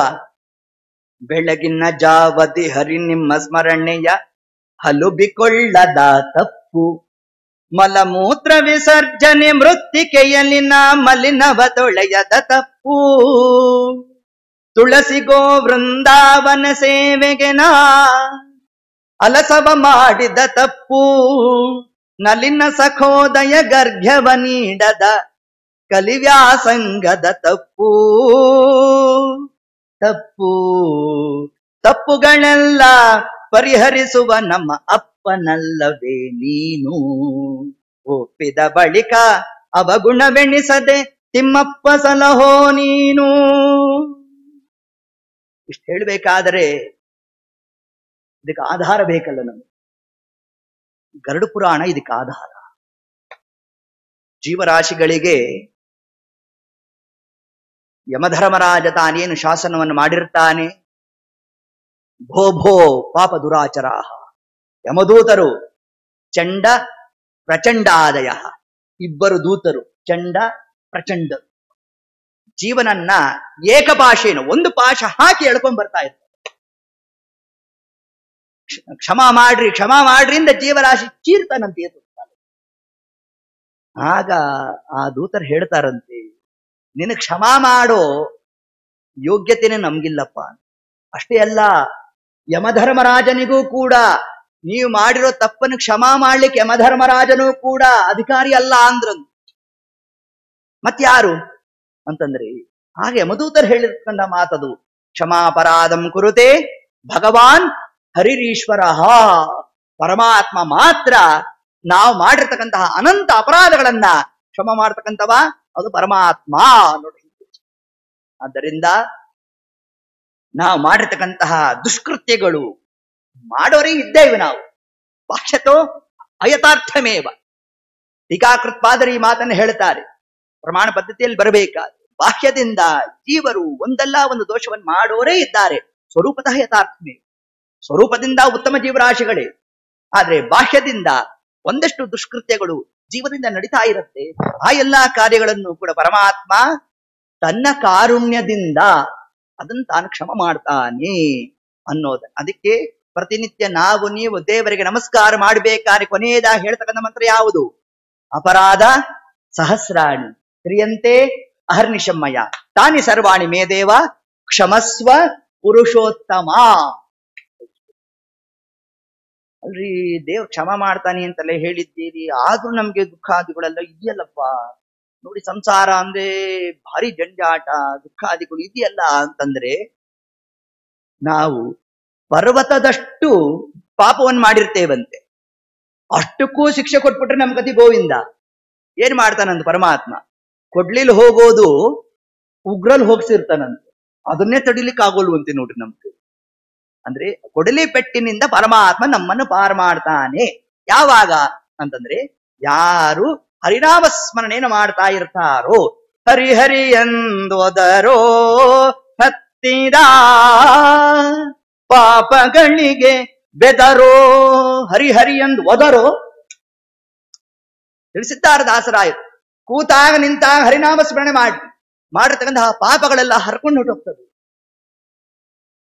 ದ್ವಾದಶ ಸ್ತೋತ್ರದಲ್ಲಿ ಆಚಾರ್ಯ ಇದನ್ನು ತಿಳಿಸ್ಕೊಡ್ತಾರೆ ನಮ್ಗೆ. ಯತತೋಪಿ ಹರೇ ಪದ ಸಂಸ್ಮರಣೆ ಸಕಲಂ ಹೆಗ ಮಾಶುಲಯಂ ವರ್ಜನೆ. ಯತಃ ಯಾವ ಪರಮಾತ್ಮನ ನಾಮಸ್ಮರಣೆನ ಮಾಡ್ತೇನೆ ಅಂತ ಸಂಕಲ್ಪ ಮಾಡಿ, ಮಾಡೋದು ಬಿಡೋದು ಆಮೇಲೆ. ನಾನು ನಾಳೆಯಿಂದ ದೇವ್ರ ಪೂಜೆ ಮಾಡ್ತೀನಿ, ಮಾಡದಿದ್ರು ಪರವಾಗಿಲ್ಲ. ಮಾಡದಿದ್ರು ಪರವಾಗಿಲ್ಲ ಅಂದ್ರೆ ಪರವಾಗಿಲ್ಲ ಅಂತ ಅರ್ಥ ಅಲ್ಲ, ಮತ್ತೆ ಹೇಳಿದ್ದಕ್ಕೂ ಫಲ ಇದೆ ಅಂತ ಅರ್ಥ. ಅದು ಅಂದ್ರೂ ಕೂಡ ಫಲ ಇದೆ ಅಂತೆ ನೋಡಿ. ಪದ ಸಂಸ್ಮರಣೆ ಅದಕ್ಕೇನು ಫಲ? ಸಕಲಂ ಸಮಸ್ತವಾದ ಅಘ ಪಾಪಗಳು ಲಯಂ ನಾಶ. ಯಾವಾಗ? ಆಶು ತತ್ಕಾಲದಲ್ಲೇ ಭಸ್ಮ ಮಾಡ್ಬಿಡ್ತಾನಂತೆ ನೋಡಿ. ಇನ್ನೊಂದು ಕಡೆ ಆಚಾರ್ಯ ಒಂದು ಮಾತನ್ನು ತಿಳಿಸಿ, ಹರಿನಾಮ ಸ್ಮರಣೆ ಮಾಡಬೇಕು ಅಂದ್ರೆ ಭಕ್ತಿ ಬೇಕು, ಅದೆಲ್ಲ ಆಮೇಲೆ. ಡಂಬಾಚಾರದಿಂದಾದ್ರೂ ಹರಿನಾಮ ಸ್ಮರಣೆ ಮಾಡಿ, ಅದಕ್ಕೂ ಫಲ ಇದೆಯೋ? ಇದನ್ನ ಯಾರು ತಿಳಿಸಿದ್ದಾರೆ ನಮ್ಗೆ? ಭಕ್ತಿಯಿಂದ ಹರಿನಾಮ ಸ್ಮರಣೆ ದೇವರ ಸ್ಮರಣೆ ಮಾಡ್ರಿ ಎಲ್ರೂ ಹೇಳ್ತಕ್ಕಂಥ. ಆದ್ರೆ ಆಚಾರ್ಯ ಮಧ್ವರ ಕ್ರಮ ನೋಡ್ರಿ ಹೇಗಿದೆ ಅಂತಂದ್ರೆ, ಡಂಬಾಚಾರದಿಂದ ಹರಿನಾಮ ಸ್ಮರಣೆ ಮಾಡ್ರಪ್ಪ, ಅದಕ್ಕೂ ಫಲ ಇದೆಯೋ? ಅಲ್ರಿ, ಊಟಾಟಿಕೆ ಡಂಬಾಚಾರ ಇದರಿಂದ ಹರಿನಾಮ ಸ್ಮರಣೆ ಮಾಡಿದ್ರೆ ಏನ್ ಫಲ ಬರುತ್ತೆ ನಿಮಗೆ ಅಂತಂದ್ರೆ, ಅದಕ್ಕೊಂದು ದೃಷ್ಟಾಂತ ಕೊಟ್ಟು. ಯಾರೋ ಒಬ್ಬ ಡಾಂಬಿಕ ತನ್ನದಿಂದ ಒಬ್ಬ ವ್ಯಕ್ತಿ ಇದ್ದ. ಆತ ಏನು ಮಾಡ್ದ? ವೈಷ್ಣವರ ಸಭೆಗೆ ಬಂದ. 100 ಜನ ವೈಷ್ಣವರಿದ್ದಾರೆ. ಅವ್ರ ಮಧ್ಯದಲ್ಲಿ ಏನು ಮಾಡಿದ್ನಂತೆ? ನಾರಾಯಣ, ಕೃಷ್ಣ, ಗೋವಿಂದ, ಮುರಾರೆ ಹಿಂಗ ಕೂಗ್ತಿದ್ದ. ಕೂತಾಗ ನಿಂತಾಗ ಹರಿನಾಮ ಸ್ಮರಣೆ. ಅವನು ಹರಿನಾಮ ಸ್ಮರಣೆ ಮಾಡಿದ್ದು ಪರಮಾತ್ಮ ಸ್ಮರಣೆ ಮಾಡ್ಬೇಕು ಅಂತಲ್ಲ, ಅಲ್ಲಿರ್ತಕ್ಕಂಥ ಸಭಿಕರೆಲ್ಲ ಹೊಗಳ್ಬೇಕು ಅಂತ. ನೋಡ್ರಪ್ಪ ಏನ್ ಸಾಧಕರಿದ್ದಾರೆ, ಕೂತಾ ನಿಂತಾಗ ದೇವ್ರ ಸ್ಮರಣೆ ಮಾಡ್ತಾ ಇರ್ತಾರೆ ಅಂತ ಹೊಗಳಿಸ್ಕೋಬೇಕು ಅಂತ ಮಾಡಿದ್ದವನು. ಆದರೂ ಚಿತ್ರಗುಪ್ತರು ಅವನ ಅಕೌಂಟ್ ಅಲ್ಲಿ ಪುಣ್ಯ ಬರೀತಾರಂತೆ. ಅಲ್ಲಿ ಏನ್ ಪುಣ್ಯ ಬರದ್ರಲ್ಲಿ ಅಂತಂದ್ರೆ, ಅಲ್ಲಿರ್ತಕ್ಕಂಥ ಸಭಿಕರು 100 ಮಂದಿ ಯಾರಿದ್ರಲ್ಲ ಅವ್ರಿಗೆಲ್ಲ ಶ್ರವಣ ಮಾಡಿಸಿದ ಫಲ ಬಂತಂತೆ ನೋಡ್ರಿ. ಅಂದ್ರೆ ಪರಮಾತ್ಮನ ನಾಮಸ್ಮರಣೆ ಎಂದಿಗೂ ಕೂಡ ಅದು ವ್ಯರ್ಥ ಅಲ್ಲ. ಹೆಂಗೆ? ಹರಿನಾಮಸ್ಮರಣೆ ಮಾಡಿದ್ರೆ ಪರಮಾತ್ಮ ಅನಂತ ಅಪರಾಧವನ್ನು ಮಾಡಿದ್ರೂ ಕೂಡ ತಾನದನ್ನ ಕ್ಷಮ ಮಾಡ್ತಾನೆ. ಆದ್ರೆ ಕ್ರಮ ಏನಿರ್ಬೇಕು ಅಂತಂದ್ರೆ, ಮಾಡಿರ್ತಕ್ಕಂತಹ ಎಲ್ಲಾ ಕರ್ಮಗಳನ್ನು ದೇವರಿಗೆ ಸಮರ್ಪಣೆ ಮಾಡಿ ಅಂತ. ಅದನ್ನೇ ಆಚಾರ್ಯರು ತಾವು ಹೇಳ್ತಾ, ಅಕ್ಷಯಂ ಕರ್ಮ ಯಸ್ಮಿನ್ ಪರೇ ಸ್ವರ್ಪಿತಂ ಪ್ರಕ್ಷಯಂ ಯಾಂತಿ ದುಃಖಾನಿ ಯನ್ನಾಮತಃ ಅಕ್ಷರೋ ಯೋಜರಃ ಸರ್ವದೈವಾಮೃತಃ ಕುಕ್ಷಿಗಂ ಯಸ್ಯ ವಿಶ್ವಂ ಸದಾ ಜಾಧಿಕಂ ಪ್ರೀಣಯಾಮೋ ವಾಸುದೇವಂ. ಹೀಗೆ ನಾವು ಮಾಡ್ತಿರಂತ ಎಲ್ಲಾ ಕರ್ಮಗಳನ್ನು ಪರಮಾತ್ಮನ ನಾವು ಸಮರ್ಪಣೆ ಮಾಡಬೇಕು ಅನ್ನೋ ಒಂದು ಅಂಶವನ್ನೇ ಇಲ್ಲಿ ಶ್ರೀಪಾದರಾಜರು ತಾವು ಪ್ರಾಕೃತ ನುಡಿಗಳಲ್ಲಿ ಏತದ್ ಅಂಶವನ್ನೇ ತಾವು ತಿಳಿಸ್ತಾ, ನಿನ್ನಾಧೀನ ಸುಕೃತ ದುಷ್ಕೃತ ಫಲಂಗಳ. ಸಜ್ಜನರು ಮಾಡಿರ್ತಕ್ಕಂತಹ ಪಾಪಕರ್ಮಗಳು ಆಗಿದ್ರೂ ಕೂಡ ಪರಮಾತ್ಮ ತಾನದನ್ನೆಲ್ಲ ಗೌಣ ಮಾಡ್ಬಿಡ್ತಾನೆ. ದುರ್ಜನರು ಮಾಡಿರ್ತಕ್ಕಂತಹ ಪುಣ್ಯವನ್ನ ಸಜ್ಜನರ ಅಕೌಂಟ್ಗೆ ಹಾಕ್ತಾನೆ. ಸಜ್ಜನರು ಮಾಡಿರ್ತಕ್ಕಂತಹ ಪಾಪಗಳನ್ನೆಲ್ಲ ದುರ್ಜನರ ಅಕೌಂಟ್ಗೆ ಹಾಕ್ತಾನೆ. ಇದೊಂದು ಪರಮಾತ್ಮನ ವ್ಯಾಪಾರ. ಅಂದ್ರೆ ಇದೆಲ್ಲವೂ ಭಗವದ್ ಅಧೀನ. ಹಂಗಾದ್ರೆ ನಾ ಮಾಡಿರೋದೆಲ್ಲ ಯಾರೋ ಅಕೌಂಟ್ ಹೋಗುತ್ತಲ್ರಿ, ನಮ್ಮಪ್ಪ ನಾ ಮಾಡೋಣ, ಹಂಗಲ್ಲ. ನಮ್ಮಿಂದ ದುಷ್ಕೃತ್ಯ ಆಗಿದೆ ಅಂತಂದ್ರೆ ಪರಮಾತ್ಮನಲ್ಲಿ ವಿಜ್ಞಾಪನೆಯನ್ನು ಮಾಡ್ತಾ, ಸ್ವಾಮಿ ಇನ್ನು ಮುಂದೆ ನನ್ನಿಂದ ಮಾಡಿಸ್ಬೇಡ ಅಂತ ದೇವರನ್ನು ಪ್ರಾರ್ಥನೆ ಮಾಡ್ತಾ, ಇನ್ನು ಮುಂದೆ ನಾವು ಅದನ್ನ ಮಾಡದಂತೆ ಆ ಒಂದು ಪ್ರಯತ್ನಶೀಲರ ಯಾರಾಗಿರ್ತಾರೋ ಅಂತವರಿಗೆ ಪರಮಾತ್ಮ ತಾನು ಅನುಗ್ರಹವನ್ನು ಮಾಡ್ತಾನೆ ಅನ್ನೋ ಒಂದು ಅಂಶವನ್ನೇ ಸುಕೃತ ದುಷ್ಕೃತ 2 ವಿಧವಾದಂತಹ ಫಲಗಳು ಅದು ಪರಮಾತ್ಮನ ಅಧೀನ ಅನ್ನೋ ಒಂದು ಅಂಶವನ್ನೇ ಶ್ರೀಪಾದರಾಜರು ತಾವಿಲ್ಲಿ ಉಲ್ಲೇಖವನ್ನ ಮಾಡ್ತಾ ಮುಂದೆ ನಿನ್ನಾಧೀನ ಚರಾಚರವೆಂದು ಶ್ರುತಿ ಸಾರುತ್ತಲಿದೆ. ವೇದಾದಿಗಳು ತಾವು ತಿಳಿಸ್ತಾ ಇದೆ. ಚರಾಚರ, ಚರ ಜೀವರು, ಅಚರ ಚೇತನ, ಇವೆಲ್ಲವೂ ಭಗವದ್ ಅಧೀನ ಅಂತ ನಾವ್ ಹೇಳ್ತಿರೋದಲ್ಲಪ್ಪ, ಸಾಕ್ಷಾತ್ತಾಗಿ ಶ್ರುತಿ ಸ್ವಪ್ರಮಾಣವಾಗಿರತಕ್ಕಂತಹ ವೇದ ತಾನು ಹೇಳ್ತಾ ಇದೆ, ಇಡೀ ಚರಾಚರ ಜಗತ್ತು ಅದು ಭಗವದ್ ಅಧೀನ. ಹಾಗಾದ್ರೆ ಇಡೀ ಬ್ರಹ್ಮಾಂಡ ಅದು ಚಿತ್ ಪ್ರಕೃತಿ, ಅಚಿತ್ ಪ್ರಕೃತಿ ಹಿಂಗೂ ಅರ್ಥ ಮಾಡ್ಬೋದು. ಚರ ಅಚರ, ಅಚರ ಅಂದ್ರೆ ಜಡ, ಜಡ ಪ್ರಕೃತಿ ಅದು ಮಹತ್ತತ್ವ, ಮಹತ್ತತ್ವ ಭಗವದ್ ಅಧೀನ. ಇನ್ ಚರ ಅಂದ್ರೆ ಚಿತ್ ಪ್ರಕೃತಿ ಅಂದ್ರೆ ಲಕ್ಷ್ಮೀದೇವಿ ಅಭಿಮಾನಿ, ಲಕ್ಷ್ಮೀದೇವಿ ಮತ್ತು ಬ್ರಹ್ಮದೇವರು ಭಗವದ್ ಅಧೀನ. ಅಂದ್ರೆ ಏನಾಯ್ತು? ಮುಕ್ತಾನಾಂ ಪರಮಾಗತಿ ಭೂತ ಭವ್ಯ ಭವತ್ ಪ್ರಭು ಪರಮಾತ್ಮ. ಹೀಗೆ ವಿಷ್ಣು ಸಹಸ್ರನಾಮ ನಮಗೇನ್ ತಿಳಿಸಿದೆ ಅದರ ಒಂದು ಸಾರವನ್ನೇ ನಮ್ಗಿಲ್ಲಿ ತಿಳಿಸ್ಕೊಡ್ತಾ, ಎಲ್ಲವೂ ಪರಮಾತ್ಮನ ಅಧೀನ. ಅದರಲ್ಲಿ ಅವ್ಯಕ್ತ ತತ್ವ, ಮಹತ್ತತ್ವ ಮತ್ತು ಮಹತ್ತತ್ವದಿಂದ ಹೊರಟಿರತಕ್ಕಂತಹ ಅಹಂಕಾರ ತತ್ವ, 24 ತತ್ವಗಳು ಎಲ್ಲವೂ ಕೂಡ ಭಗವದ್ ಅಧೀನ ಅನ್ನೋ ಒಂದು ಅಂಶವನ್ನೇ ನಮಗೆ ಶ್ರೀಪಾದರಾಜರು ತಾವೇನೇನು ಉಲ್ಲೇಖ ಮಾಡಿದ್ದಾರೆ. ಹೀಗೆ ಇಷ್ಟು ನಾವು ಸ್ಮರಣೆಯನ್ನು ಮಾಡ್ತಾ ಮುಂದೆ ಮತ್ತೊಂದು ಮಾತನ್ನ ಹೇಳ್ತಾರೆ, ಅದನ್ನು ಹೇಳಿ ಉಪಸಂಹಾರ ಮಾಡ್ತೇನೆ. ಇಂತು ಪುಣ್ಯ ಪಾಪವೆಲ್ಲ ನಿನಗೆ ಲೇಪಿಸವೋ. ಇಷ್ಟೆಲ್ಲ ಜೀವರಲ್ಲಿ ಪರಮಾತ್ಮ ತಾನು ಕಾರ್ಯವನ್ನ ನಿಂತು ಮಾಡಿಸ್ತಾ ಇದ್ದಾನೆ. ಇಲ್ಲಿ ಹೇಗೆ ಇದನ್ನ ಅರ್ಥೈಸ್ಬೇಕು ಅಂತಂದ್ರೆ, ಪುಣ್ಯ ಪಾಪವೆಲ್ಲ ನಿನಗೆ ಲೇಪಿಸವೋ, ನಿನಗೆಂದಿಗೂ ಲೇಪ ಆಗುವಲ್ಲ. ಈ ಶಬ್ದಾರ್ಥ ಏನು ಅಂತಂದ್ರೆ, ಆಚಾರ್ಯರ ಸಿದ್ಧಾಂತದ ಬಹುಮುಖ್ಯವಾದ ಒಂದು ಅಂಶ ತದಾಕಾರ ತದ್ವಾಚ್ಯ ತದ್ಭಿನ್ನತ. ಏನು ತದಾಕಾರ ಅಂತಂದ್ರೆ, ಯಾವ ಯಾವ ಪದಾರ್ಥಗಳು ಜಗತ್ತಿನಲ್ಲಿ ಇದೆಯೋ ಆ ಪದಾರ್ಥಗಳ ಆಕಾರದಲ್ಲಿ ದೇವರಿದ್ದಾನೆ. ಈಗ ಧ್ವನಿವರ್ಧಕ ಇದೆ, ಇದರೊಳಗೆ ದೇವರು ಹೇಗಿದ್ದಾನೆ?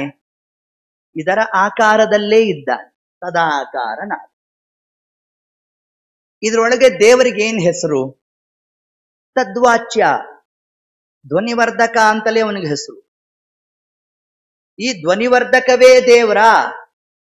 ತದ್ಭಿನ್ನ, ಇದರಿಂದ ಭಿನ್ನನಾಗಿದ್ದಾನೆ ಪರಮಾತ್ಮ. ಈ ದೇವರು ಪ್ರತಿಯೊಂದು ಪದಾರ್ಥದಿಂದ ಭಿನ್ನನಾಗಿದ್ದಾನೆ ಅಂತ ಯಾಕೆ ನಾವು ಪ್ರತಿಪಾದನೆ ಮಾಡಬೇಕು ಅಂತಂದ್ರೆ, ಅದಕ್ಕೆ ತಿಳಿಸ್ತಾರೆ, ಒಂದು ದಿವಸ ಈ ಪದಾರ್ಥಕ್ಕೆ ನಾವು ನಾಶವನ್ನ ಹೇಳ್ತೇವೆ, ಹೌದಾ? ದೇವರೇ ಈ ಒಂದು ಪದಾರ್ಥ ಆಗ್ಬಿಟ್ಟಿದ್ರೆ ಹಾಗೇನಾಗಬೇಕು? ಪರಮಾತ್ಮನಿಗೂ ನಾಶವನ್ನ ಹೇಳಬೇಕು. ಅದರಿಂದ ಪರಮಾತ್ಮ ಅತ್ಯಂತ ಭಿನ್ನನಾಗಿ ಇದ್ದಾನೆ. ಇದೇ ಆಚಾರ್ಯರ ಸಿದ್ಧಾಂತದಲ್ಲಿರ್ತಕ್ಕಂತಹ 3 ಅಂಶಗಳು: ತದಾಕಾರ, ತದ್ವಾಚ್ಯ, ತದ್ಭಿನ್ನ. ಯಾವ ಪದಾರ್ಥವನ್ನ ನೋಡಿದರೂ ಆ ಪದಾರ್ಥಗಳ ಆಕಾರದಲ್ಲೇ ದೇವರಿದ್ದಾನೆ ಅಂತ ಅರ್ಥ ಮಾಡಬೇಕು. ಆ ಪದಾರ್ಥಗಳ ಹೆಸರಿನಿಂದಲೇ ದೇವರು ವಾಚ್ಯ ಅಂತಲೂ ನಾವು ತಿಳಿಬೇಕು. ಆದರೆ ಅದರಿಂದ ಅತ್ಯಂತ ಭಿನ್ನನಾಗಿದ್ದಾನೆ ಅಂತ ನಾವು ಸ್ಮರಣೆ ಮಾಡಬೇಕು. ಗುಣಿ ಗುಣಗಳ ಒಳಗಿದ್ದು ಗುಣಿ ಗುಣನೆಂದೆನಿಸುವನು ಗುಣ ಬದ್ಧನಾಗದೆ. ಇದೇ ಜಗನ್ನಾಥದಾಸರು ತಿಳಿಸಿದ್ದು ನಮಗೆ. ಶ್ರೀಪಾದರಾಜರು ಏನ್ ತಿಳಿಸಿದ್ದಾರೆ? ಚರಾಚರ ಜಗತ್ತಿನಲ್ಲಿ ಪರಮಾತ್ಮ ತಾನು ಸರ್ವತ್ರ ವ್ಯಾಪ್ತನಾಗಿದ್ದಾನೆ. ಎಲ್ಲ ಕಾರ್ಯವನ್ನ ನಮ್ಮ ದೇವರೇ ಮಾಡಿಸ್ತಾ ಇದ್ದಾನೆ. ಚೇಷ್ಟೆಗಳೆಲ್ಲ ನಿನ್ನ ಅಧೀನ. ಹಾಗಾದ್ರೆ ನನ್ನೊಳಗೆ ನಿಂತು ಚೇಷ್ಟೆಯನ್ನು ಮಾಡಿಸೋನು ಯಾರು? ಅದು ಪರಮಾತ್ಮನೇ. ಹಾಗಾದರೆ ನನ್ನಲ್ಲಿ ಚೇಷ್ಟೆಯನ್ನು ಪರಮಾತ್ಮ ಮಾಡಿಸಿದ್ದಾನೆ ಅಂತಂದ್ರೆ, ಈಗ ನಾನು ಯಾವುದೋ ಪಾಪದ ಕ್ರಿಯೆಯನ್ನು ಮಾಡಿದೆ. 50-50 ಮಾಡ್ರಿ ದೇವ್ರಿಗೂ ನನಗೂ, ಹೌದೋ ಇಲ್ವೋ? ಯಾಕೆ ಮಾಡಿಸಿದ್ದವನೇ ತಾನೇ. ಹಾಗಾದ್ರೆ ದೇವ್ರಿಗೂ ಏನಾದ್ರು ಲೇಪ ಆಗುತ್ತೋ ಅಂತಂದ್ರೆ ಅವನಿಗೆ ಲೇಪ ಇಲ್ಲ. ಒಂದೇ ಹಕ್ಕಿ ಹಣ್ತಿಂತೈತೆ ಮತ್ತೊಂದ್ ಹಕ್ಕಿ ನೋಡುತ್ತದಪ್ಪ, ಹಣ್ತಿಂದ ಹಕ್ಕಿ ಕೃಶವಾಗೈತೆ ತಿನ್ನದ ಹಕ್ಕಿ ಬಲಿತೈತಣ್ಣ, ಸುಳ್ಳಲ್ಲ ನೀ ಕೇಳೋ ತಮ್ಮ, ವಾಸುಪರ್ಣದ ಶ್ರುತಿ ಎಲ್ಲೈತೆ. ನೋಡ್ರಿ, ಇಲ್ಲಿ ಶ್ರೀಪಾದರಾಜರು ತಾವೇನ್ ಮಾಡಿದ್ರು, ನಿನ್ನಾಧೀನ ಚರಾಚರವೆಂದು ಶ್ರುತಿ ಸಾರುತ್ತಲಿದೆಯೋ ಹೆಡ್ಡಿಂಗ್ ಕೊಟ್ಬಿಟ್ರು. ಅದಕ್ಕೆ ವ್ಯಾಖ್ಯಾನ ಸ್ಥಾನದಲ್ಲಿ ಪುರಂದರದಾಸರು ಬಂದ್ರು. ತಾವು ತಿಳಿಸ್ತಾ ಇದ್ದಾರೆ. ಯಾವ ಶ್ರುತಿ ಅಂತಂದ್ರೆ ದ್ವಾಸುಪರ್ಣದ ಶ್ರುತಿಯಲ್ಲ ಹಿತೆ ಒಂದೇ ಕುಲವೆಂದು ತಿಳಿಯಲಿ ಬೇಡ, ತಿಳಿದರೆ ನಿಮಗೆ ಕೇಡಾದೀತು, ತಿಳಿದರೆ ನಿಮಗೆ ಕೇಡಾದೀತು. ಜಯವದೆ ಈ ಮನತನಕ್ಕೆ, ಬಿಡು ಬಿಡು ಬಿಡು ಬಿಡು ಮನ ಸಂಶಯವ, ಶುಕನೆಂಬ ಹಕ್ಕಿ ಹೇಳುತ್ತದಪ್ಪ ಜಗವೆಂಬೋ ಗಿಡ ಹುಟ್ಟೈತಣ್ಣ. ಹೀಗೆ ಆ ಒಂದು ದೇವರ ನಾಮದಲ್ಲಿ ನಮ್ಮ ಪುರಂದರದಾಸರು ತಾವು ತಿಳಿಸ್ಬೇಕಾದ್ರೆ ಪರಮಾತ್ಮನಿಗೆ ಪಾಪದ ಲೇಪ ಇಲ್ಲ ಅನ್ನೋದನ್ನೇ ತಾವು ಎಷ್ಟು ಮಾರ್ಮಿಕವಾಗಿ ಈ ಶಬ್ದದ ನಿರ್ವಚನವನ್ನು ಮಾಡಿದ್ದಾರೆ ಅಂತಂದ್ರೆ, ಈ ದೇಹವೆಂಬ ವೃಕ್ಷದಲ್ಲಿ 2 ಪಕ್ಷಿಗಳು ಕೂತಿದೆ. ಆ ಒಂದು ಪರಮಾತ್ಮ, ಒಂದು ಜೀವಾತ್ಮ. ಅದರಲ್ಲಿ ಭಾರೀ ಹಣ್ಣು ತಿನ್ನೋ ಪಕ್ಷಿ ಯಾವುದು? ಜೀವಾತ್ಮ. ಆಯ್ತಾ? ತಿಂದೋರು ಚೆನ್ನಾಗಿರ್ತಾರೋ, ತಿಂದೇ ಇರೋರು ಚೆನ್ನಾಗಿರ್ತಾರೋ? ಲೋಕದ ಕ್ರಮ ಏನು? ಚೆನ್ನಾಗಿ ತಿನ್ನೋರು ದಷ್ಟಪುಷ್ಟವಾಗಿ ಚೆನ್ನಾಗಿರ್ಬೇಕಪ್ಪ, ತಿಂದೇ ಇರೋರು ಬಡ್ಕೊಳ್ಳು. ಯಾಕ್ರಿ ಊಟ ಬಿಟ್ಬಿಟ್ಟಿದ್ದೀರಾ ಅಂತ. ಇವತ್ತಂದ್ರೆ ಪಾಪ ಬಿಟ್ಟೇ ಇರ್ತೀರಿ ಬಿಡು. ಕೆಲವೊಬ್ರಂತೂ 2 ದಿನ ಬಿಟ್ಟಿದ್ದೀರಾ, ಅದು ಬೇರೆ ಇದೆ. ಹೌದಾ? ಇವತ್ತು ಎಲ್ಲ ಸ್ವಲ್ಪ ಮುಖ ಬಾಡಿರೋದು ಸಹಜಕ್ರಿಯೆ. ಹೌದಾ? ಯಾಕೆ ಮುಖ ಬಾಡ್ತು ನೋಡ್ರಿ, ತಿಂದೇ ಇದ್ರೆ ಮುಖ ಬಾಡುತ್ತೆ. ಅದಕ್ಕೆ ಇವತ್ತು ಏಕಾದಶಿಗೆ ಸಾಕ್ಷಿ. ಆದರೆ ಪರಮಾತ್ಮನಲ್ಲಿ ಏನಾಯ್ತು? ಸತ್ಯಂ ಪರಂ ಧೀಮಹಿ. ಪರಮಾತ್ಮ ಲೋಕ ವಿಲಕ್ಷಣ ಪರಂ. ಹೇಗೆ ಲೋಕ ವಿಲಕ್ಷಣ ಅಂತಂದ್ರೆ ಅವನು ತಿಂದೇ ಇದ್ರೂ ಕೂಡ ಬಲಿಷ್ಠನಾಗಿದ್ದಾನೆ. ಯಾವುದು ಜೀವ ತಿಂದಿದ್ದು? ತಿಂದ್ರೂ ಯಾಕೆ ಅವನು ಕೃಶ ಆದ ಅಂತಂದ್ರೆ ಅವನ ಕರ್ಮಫಲವನ್ನು ಉಣ್ತಾ ಇದ್ದಾನೆ. ಆ ಕರ್ಮಫಲವನ್ನ ತಿಂದು ತಿಂದು ತಿಂದು ಏನಾಯ್ತು? ದೇಹ ಒಂದು ಕೃಶ ಆಗ್ತಾ ಬಂತು. ಆದ್ರೆ ಪರಮಾತ್ಮನಿಗೆ ಇರೋದು ಒಂದೇ ವೃಕ್ಷ. ಆ ವೃಕ್ಷದಲ್ಲೇ ಪರಮಾತ್ಮ ತಾನು ಕೂತಿದ್ದಾನೆ. ಕೂತಿದ್ರು ಕೂಡ ಜೀವನಿಗೆ ಕರ್ಮದ ಫಲವನ್ನು ಉಣಿಸ್ತಾ ಇದ್ದಾನೆ. ಆದರೂ ಪರಮಾತ್ಮನಿಗೆ ಯಾವುದರ ಲೇಪ ಇಲ್ಲ. ಆದ್ದರಿಂದ ಪರಮಾತ್ಮ ಏನಾದ? ಅವ ಸರ್ವೋತ್ತಮನಾದ. ಜೀವರು ಏನಾದ್ರು ಅವನ ಅಧೀನ ಅನ್ನೋ ಒಂದು ಅಂಶವನ್ನೇ ಶ್ರೀಪಾದರಾಜರು ಈ ನುಡಿಗಳಲ್ಲಿ ತಾವೇನ್ ತಿಳಿಸಿದ್ದಾರೆ. ಇನ್ನೂ ಒಂದು 3-4 ನುಡಿ ಇದೆ ಇದರಲ್ಲಿ. ಆ 3-4 ನುಡಿಗಳ ಒಟ್ಟಿಗೆ ಮುಂದಿನ ಮತ್ತೊಂದು ಊಗಾಭೋಗವನ್ನ ಯಾಕೆ ಪ್ರೇರಣೆ ಮಾಡ್ತಾರೋ ನೋಡೋಣ. ಅದನ್ನು ನೋಡ್ತಾ ನಾಳೆ ದಿವಸದ ಚಿಂತನ ಇಲ್ಲಿ ನಾವು ನೋಡೋಣ ಎಂಬಲಿಗೆ ಅಭಿಪ್ರಾಯ ಸಂಪೂರ್ಣಂ. ಸರ್ವಂ ಶ್ರೀ ಕೃಷ್ಣಾರ್ಪಣಮಸ್ತು. ಹರಯೇ ನಮಃ.